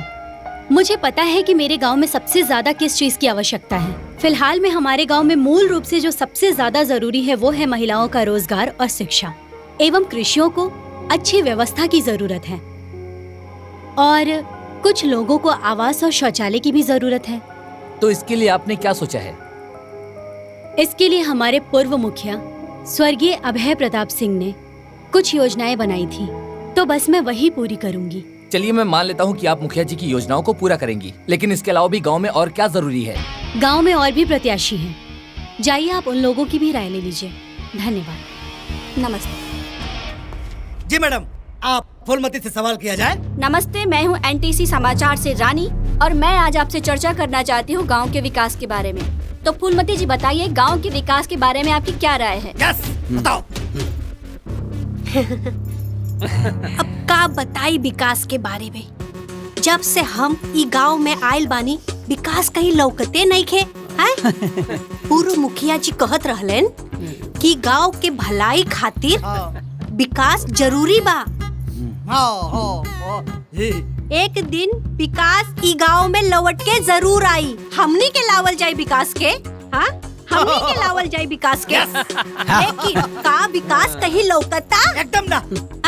नानू, आ गल विकास? ना आइल ना। अरे कैसे आई? जब से हमार बिया टूट गई ओकरा से, उ जाके अपने भाई के ससुरारी बैठल बा।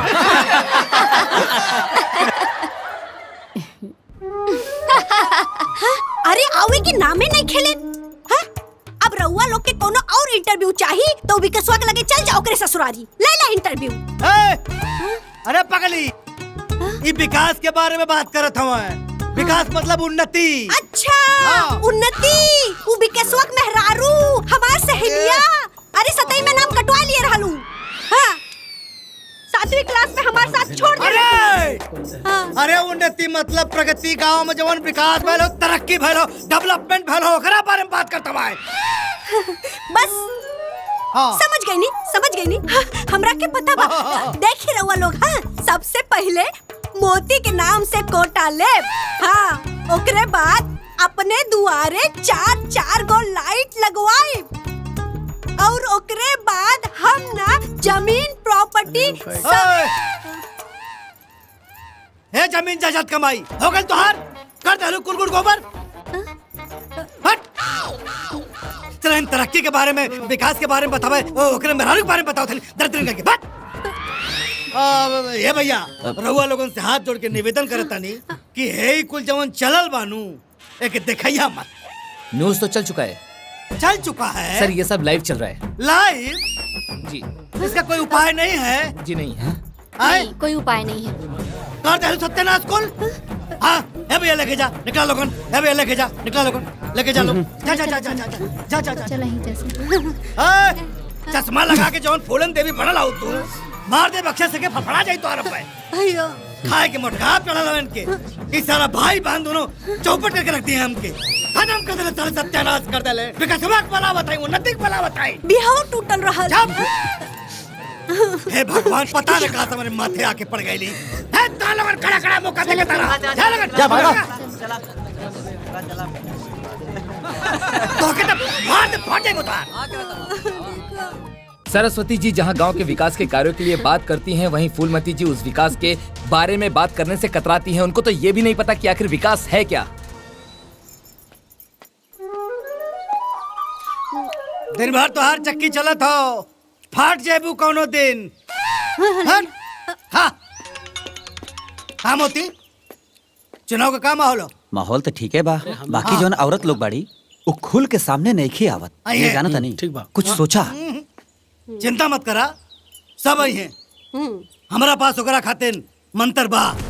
ई खोपड़ी के बाहर जौन हमार सफेद भइल हो, धूप में थोड़ा ही भइल हो, 30 साल के इलेक्शन का अनुभव हमारे पास हो। जनता का खूब पढ़ ले, चिंता मत करा। हाँ तो कोनो मंत्र बताई ना, ना तो खेला बिगड़ जाई। कैसे खेला बिगड़ जाई? हाँ, एक काम करा, तो हम लोगन 5-5 रुपया और 2-2 बोतल दारू आज रात में पूरे गांव में बांट दो लोगन। ठीक बा? ठीक बा। अगर बात देखिया रौला ना मच जाए तो कहिया। हाँ तो ठीक बा, अजवा रात से काम शुरू करब। हाँ, जा मोती, चला रात के मिशन की तैयारी कर जा। ठीक चला चला भैया, हमारा काम भी चलत बा। ठीक बा, ठीक बा भैया। जा ए जी एगो से वो खा ली ना। देवी जी पूरा जितना हो सकेलू, और तुम्हारे पास कोनो काम है ना? हाँ दरोगा साहब। हाँ बेटी, तो अच्छे से चला था ना सब प्रचार उचार? हाँ माँ, सब ठीक बा। सब जल्दी ठीक हो जाई। बाबू, रितु, माई। पढ़ाई करा। हाँ हाँ माई, हाँ, का भइल बुआ? पता चलल बा गांव में बलवंत दारू मंगोले बा। उ रात में दारू और पैसा बाटी, ऐसे तो हमनिन के माहौले खराब हो जाई। हे भगवान, ई का करिया सन? अब का होखी माई? कुछो ना होई, रोआ लोग चिंता ना करी। चली तैयार हो जाई, प्रचार में चले के बा। हाँ बेटी, चल हमनी के तैयार बन जा। चल रे, चल चल भोला। चली आई। भाग।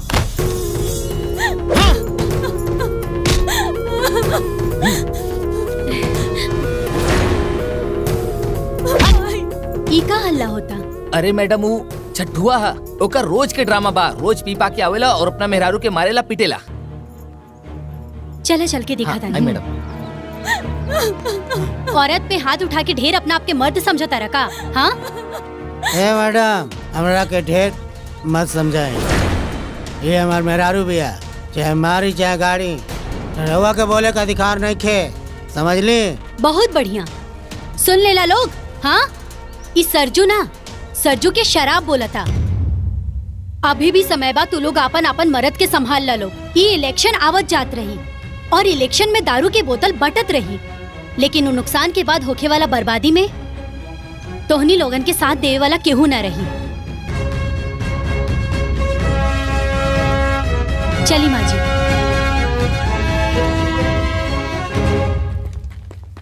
और मारा, चला मारा। हाँ, हाथ उठावा।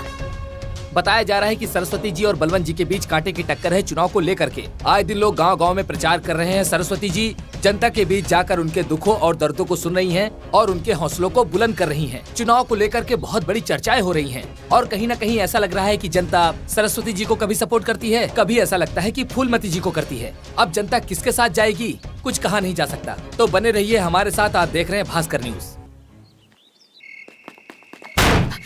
अरे टोटल 40 पेटी गाड़ी भरा बा। देखा माल देखा, देसिया माल है। एकरा पीला से सुबह तक टनाटन दिद्दी परोट पड़ी। तो हर जीजी ना अब तक मार गल होती। ला ये पकड़ा। मजाक शुरू? अरे ला ना, चला आवा जल्दी। नोट लायल बड़ा की ना? अरे यार, माल पूरा टनाटक भरल बानी। हाँ बस बस बस। बता बता रहा 40,000 लाई है। अरे वाह, देखा गांव वाले कोनो लौकत हो कि ना? चुप रहा।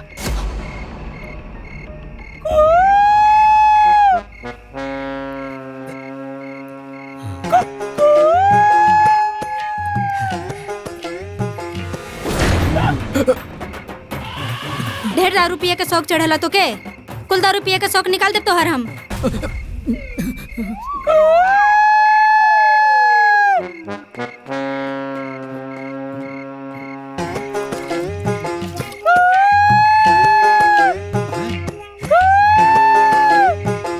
चला अंदर।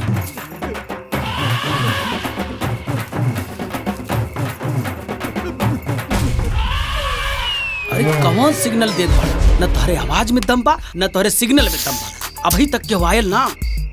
चुप रहा बा। तोहरे ही शहर से हमार जीजा 30 साल से चुनाव हारत बा। दे दे दे करत रहा बा। शांत रह।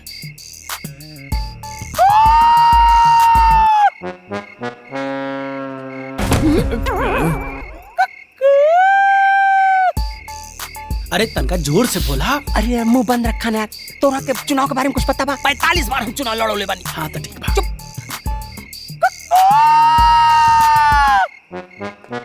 जात है जल्दी जल्दी।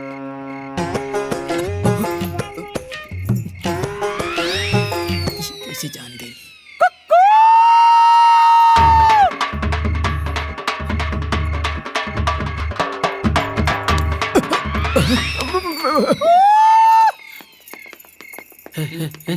लागत बा कि कोनो का पैर आवत बा खाओ।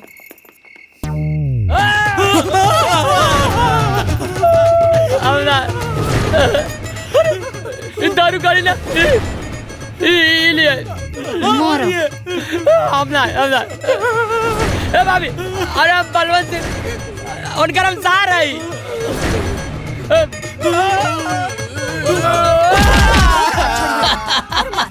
मार मार ना मारी। बेलना लेके वोट मांगत रहा, बेलना मार मार इनकरा के। पकड़ा पकड़ा मार एकरा के, पकड़ा पकड़ा। अरे रुको, कहां भागत पड़ा? रुको। पैसा बांटत रहले, राते राते दारू बांटत रहले। ला वोट लिहा वोट। भागत कहां पड़े? रुका रुका ना। किताबी वोट दिया ए माई। मारा दबा के। पकड़ पकड़ एकरा के, पकड़।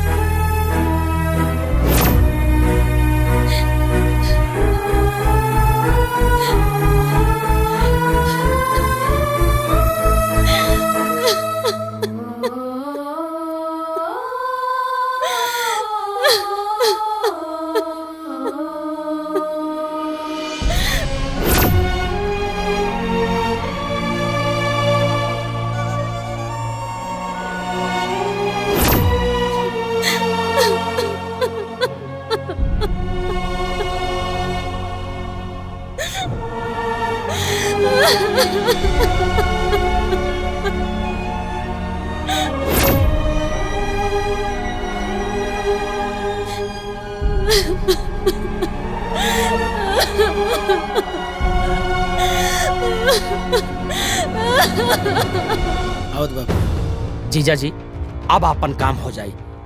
ई है दुरप्पी हमार बहुत ही विश्वसनीय आदमी, काम भी हो जाए और नाम भी ना आई। तो के पूरा भरोसा हो? एकदम भरोसा बा, कुछ भी हो जाए लेकिन मुंह ना खोली। अब अगर विश्वास टूटल तो तोही के पेलब हम। कबो तो विश्वास करा करा। ठीक बा भेमा। हाँ भैया पैसा दे दे। ठीक बा।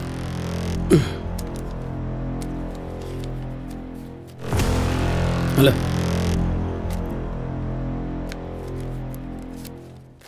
मुंह बंद रखो, हो जाएगा काम।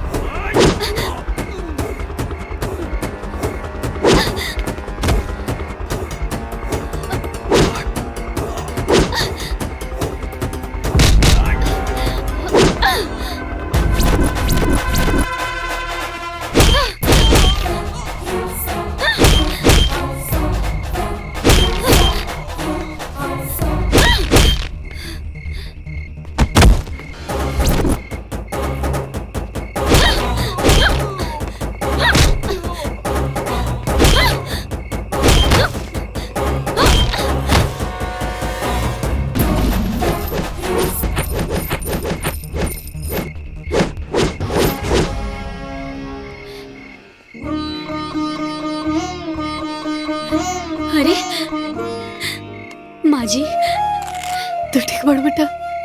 हाँ हम ठीक बानी। रे तू ठीक बाड़ू ना? हाँ भाभी ठीक बानी।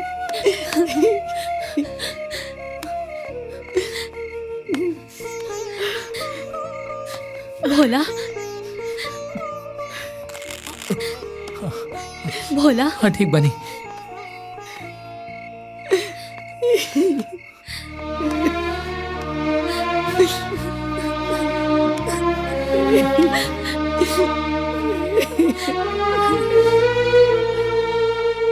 इस वक्त हम धर्मापुर ब्लॉक पर हैं, जहां पर दोनों प्रत्याशियों की वोटिंग चालू है। ऐसा बताया जा रहा है कि दोनों प्रत्याशी एक दूसरे पर भारी पड़ रहे हैं। आप देख सकते हैं कि मतदान शुरू हो चुका है और बहुत ज्यादा ही भीड़ उमड़ कर आई है।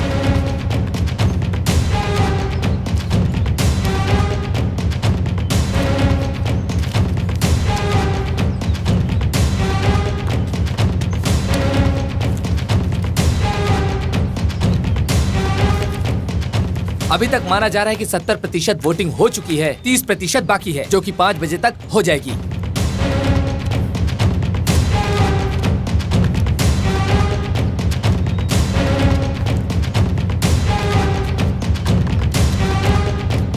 वोट तो पड़ गई, अब देखा केकर जीत होला। 4 गो मंडली जोड़ के ऐसे ही हल्ला करे के होके तो केहू भी प्रधान बन जाई। लेकिन ऐसन भइल तो बलवन के किस्मत तो धुला जाई, लेकिन हाँ गांव वालन के किस्मत में तो दुख लिखा जाई। सही बात बा ना? देखा भगवान के का मर्जी बा। अब तो काल वोट गिनला के बादे पता चली कि का होखे वाला बा। बलवंत के पलरा भारी लागता ई बार उहे जीते हैं। ऐसा ना बा, पूरब के टोला के वोट बलवंत भैया के झाड़ के गइल बा। उत्तर के टोला से लेके दक्षिण के टोला तक कुछ न कुछ वोट बलवंत भैया के पड़ल बा।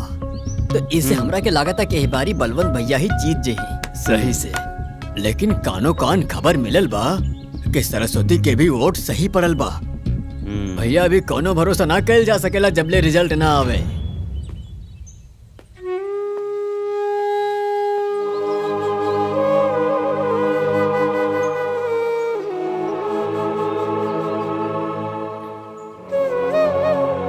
प्रणाम माँ जी। खुश रहा, तहार जीत होके। आई भोलवा कहाँ रह गई हो? पता ना माँ जी। आ गई। अरे कहाँ रह गई हो भोला? आई जाना तारा ना कि गिनती में जाए के बा देर हो रहल बा। मायू हम मंदिर गल रहनी पूजा करे, हमके लागत था कि वो बलवंत ना कौनो सेटिंग कैले बा।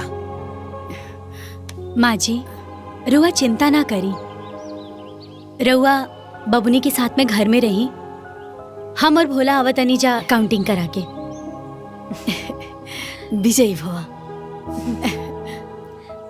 चला भोला। जी मैडम। हे भगवान। आप लोग शांति बनाए रखें। ग्राम पंचायत सेरवा की मतगणना शुरू हो गई है। मतगणना 3 चरणों में पूरी की जाएगी। आप लोग धैर्य बनाए रखें। चले क्या? सेरवा ग्राम पंचायत की पहले चरण की मतगणना पूरी हो गई है। फूलमती अपने निकटतम प्रतिद्वंदी सरस्वती से 150 वोटों से आगे चल रही है। देख लिया चाचा जी, ये सब हमार दिमाग के कमाल है और हमार सेटिंग के कमाल है। पैसा के वजन काफी बा, कौना भी कीमत पे हमरा के चुनाव जीते के बा। कुछ भी करिया, ई बार हमार बहनिया के चुनाव जिता। ठीक है, हो जाएगा। ऐसा है तुम्हारा टकला नहीं कंप्यूटर है। तुम एक काम करो, फटाफट जाओ माला और मिठाई लेकर आओ बेटा। सेरवा ग्राम पंचायत के दूसरे चरण की मतगणना पूरी हो गई है। दूसरे चरण में सरस्वती अपने निकटतम प्रतिद्वंदी फूलमती से 350 वोटों से आगे चल रही हैं। सरस्वती देवी जिंदाबाद! सरस्वती देवी जिंदाबाद! अरे भैया, अभी तीसरा डब्बा बाकी हो। शांत रहा, आगे गिनती बाकी हो। सेरवा ग्राम पंचायत की तीसरी और आखिरी चरण की मतगणना पूरी हो चुकी है। तू देख लिया।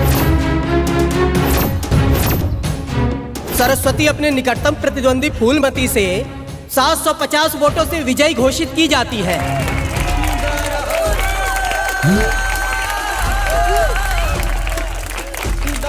जैसा कि आप सभी देख पा रहे हैं कि इस चुनाव को सरस्वती जी जीत चुकी हैं और वो भी 750 वोटों से।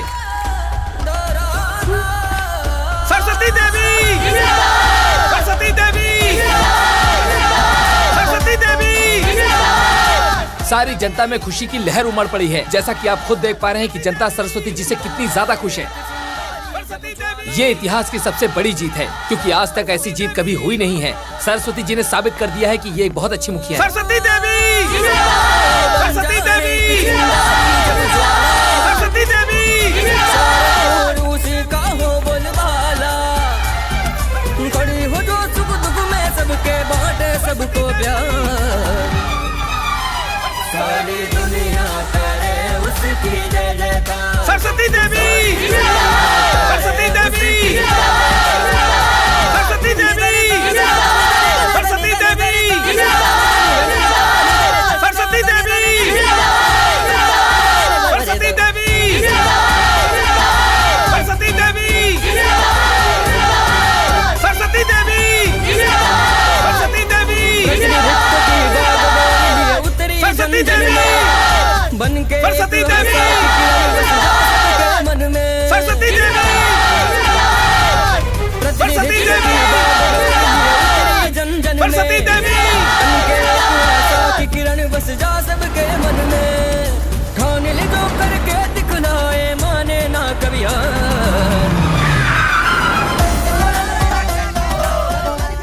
इस समय हम सरस्वती जी के घर के बाहर खड़े हैं और सारी जनता उनके घर के बाहर है और बहुत ही ज्यादा खुश है जनता।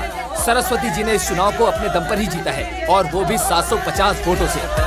उसकी जय जयकार, सारी दुनिया करे उसकी जय जयकार, सारी दुनिया करे उसकी जय जयकार। प्रणाम माँ जी। खुश रहा बेटा। आज हम बहुत खुश बानी। तू हमारा कुल के मर्यादा रख देलू। तू हमार बहू ना, हमार बेटा बड़ू। तू हमारा खानदान के मान सम्मान अभिमान बड़ू।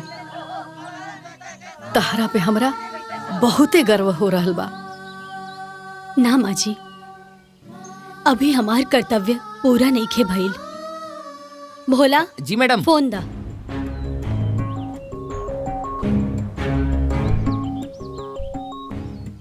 जी, आपको कुछ सेंड किया है मैंने। जी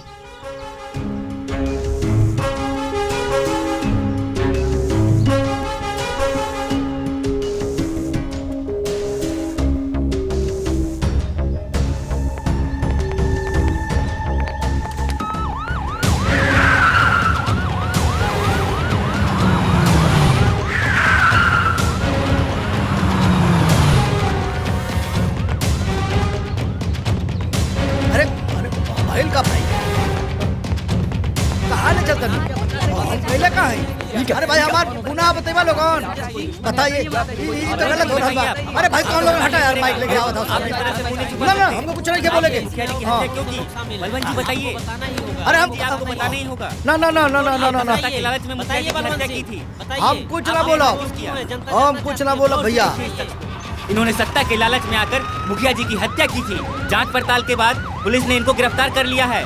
बहुत बड़ी खबर का खुलासा हुआ है। पूर्व मुखिया के परिवार जिनकी हत्या हो चुकी थी, उनकी हत्या का खुलासा हो चुका है। उनकी हत्या में उनके गांव के ही बलवंत सिंह, भीमा और मोती हैं। उन्हें आज ही पुलिस ने पकड़ लिया है। नमस्कार, आप देख रहे हैं भास्कर न्यूज। आज हम फिर से एक बार शेरवा गांव में पहुंच चुके हैं, जहां पर सरस्वती जी ने अपने प्रतिद्वंदी को हरा करके ग्राम प्रधानी का चुनाव भारी मतों से जीत लिया है। सरस्वती देवी जिंदाबाद। क्या आप बता सकते हैं कि इतनी बड़ी जीत इतनी आसानी से कैसे हासिल की आपने? आसानी से, जब अपनों का साथ और बड़ों का आशीर्वाद सर पर हो तो कोई भी बड़ी से बड़ी मुश्किल आसान हो जाती है। ये सब मेरे बड़े बुजुर्गों का प्यार और आशीर्वाद है। यहाँ के समस्त ग्रामवासियों को मैं दिल से धन्यवाद करना चाहूंगी, जिन्होंने मुझे इस काबिल समझा कि आज उन्होंने मुझ पर भरोसा करके मुझे इस पद पे खड़ा किया। और मैं उन सबसे वादा करना चाहूंगी कि मैं आपका भरोसा हमेशा कायम रखूंगी। अभी अभी पता चला है आपके परिवार के कत्ल के बारे में। बलवंत सिंह, भीमा और मोती गिरफ्तार हो गए हैं। इस पे आप क्या कहना चाहेंगी? अभी तो सिर्फ मैडम वो गिरफ्तार हुए हैं। अभी तो उन पर बहुत कुछ मुकदमा चलना बाकी है। तो आपके पास कोई सबूत है? आपको क्या लगता है उन्हें गिरफ्तार किस बिहाफ पे किया गया है? मेरे पास पुख्ता सबूत है उनकी गिरफ्तारी का। सबूत है? कैसा कैसा सबूत है? एक्चुअली मेरे दादाजी के कमरे की सफाई करते वक्त मुझे मेरे दादाजी के कमरे में हिडन कैमरा मिला था।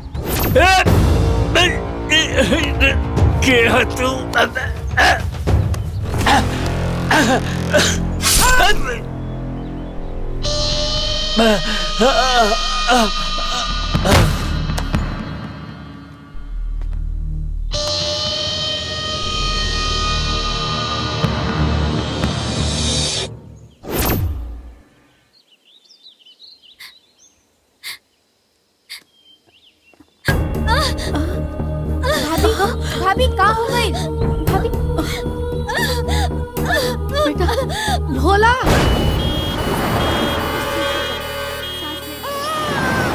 बधाई हो, लइका भइल बा। भगवान के आशीर्वाद से जच्चा और बच्चा दोनों ठीक बाड़े।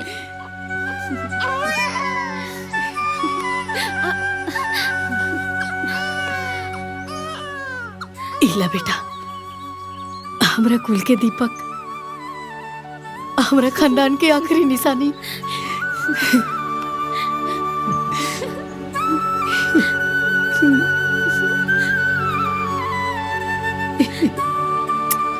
बधाई हो।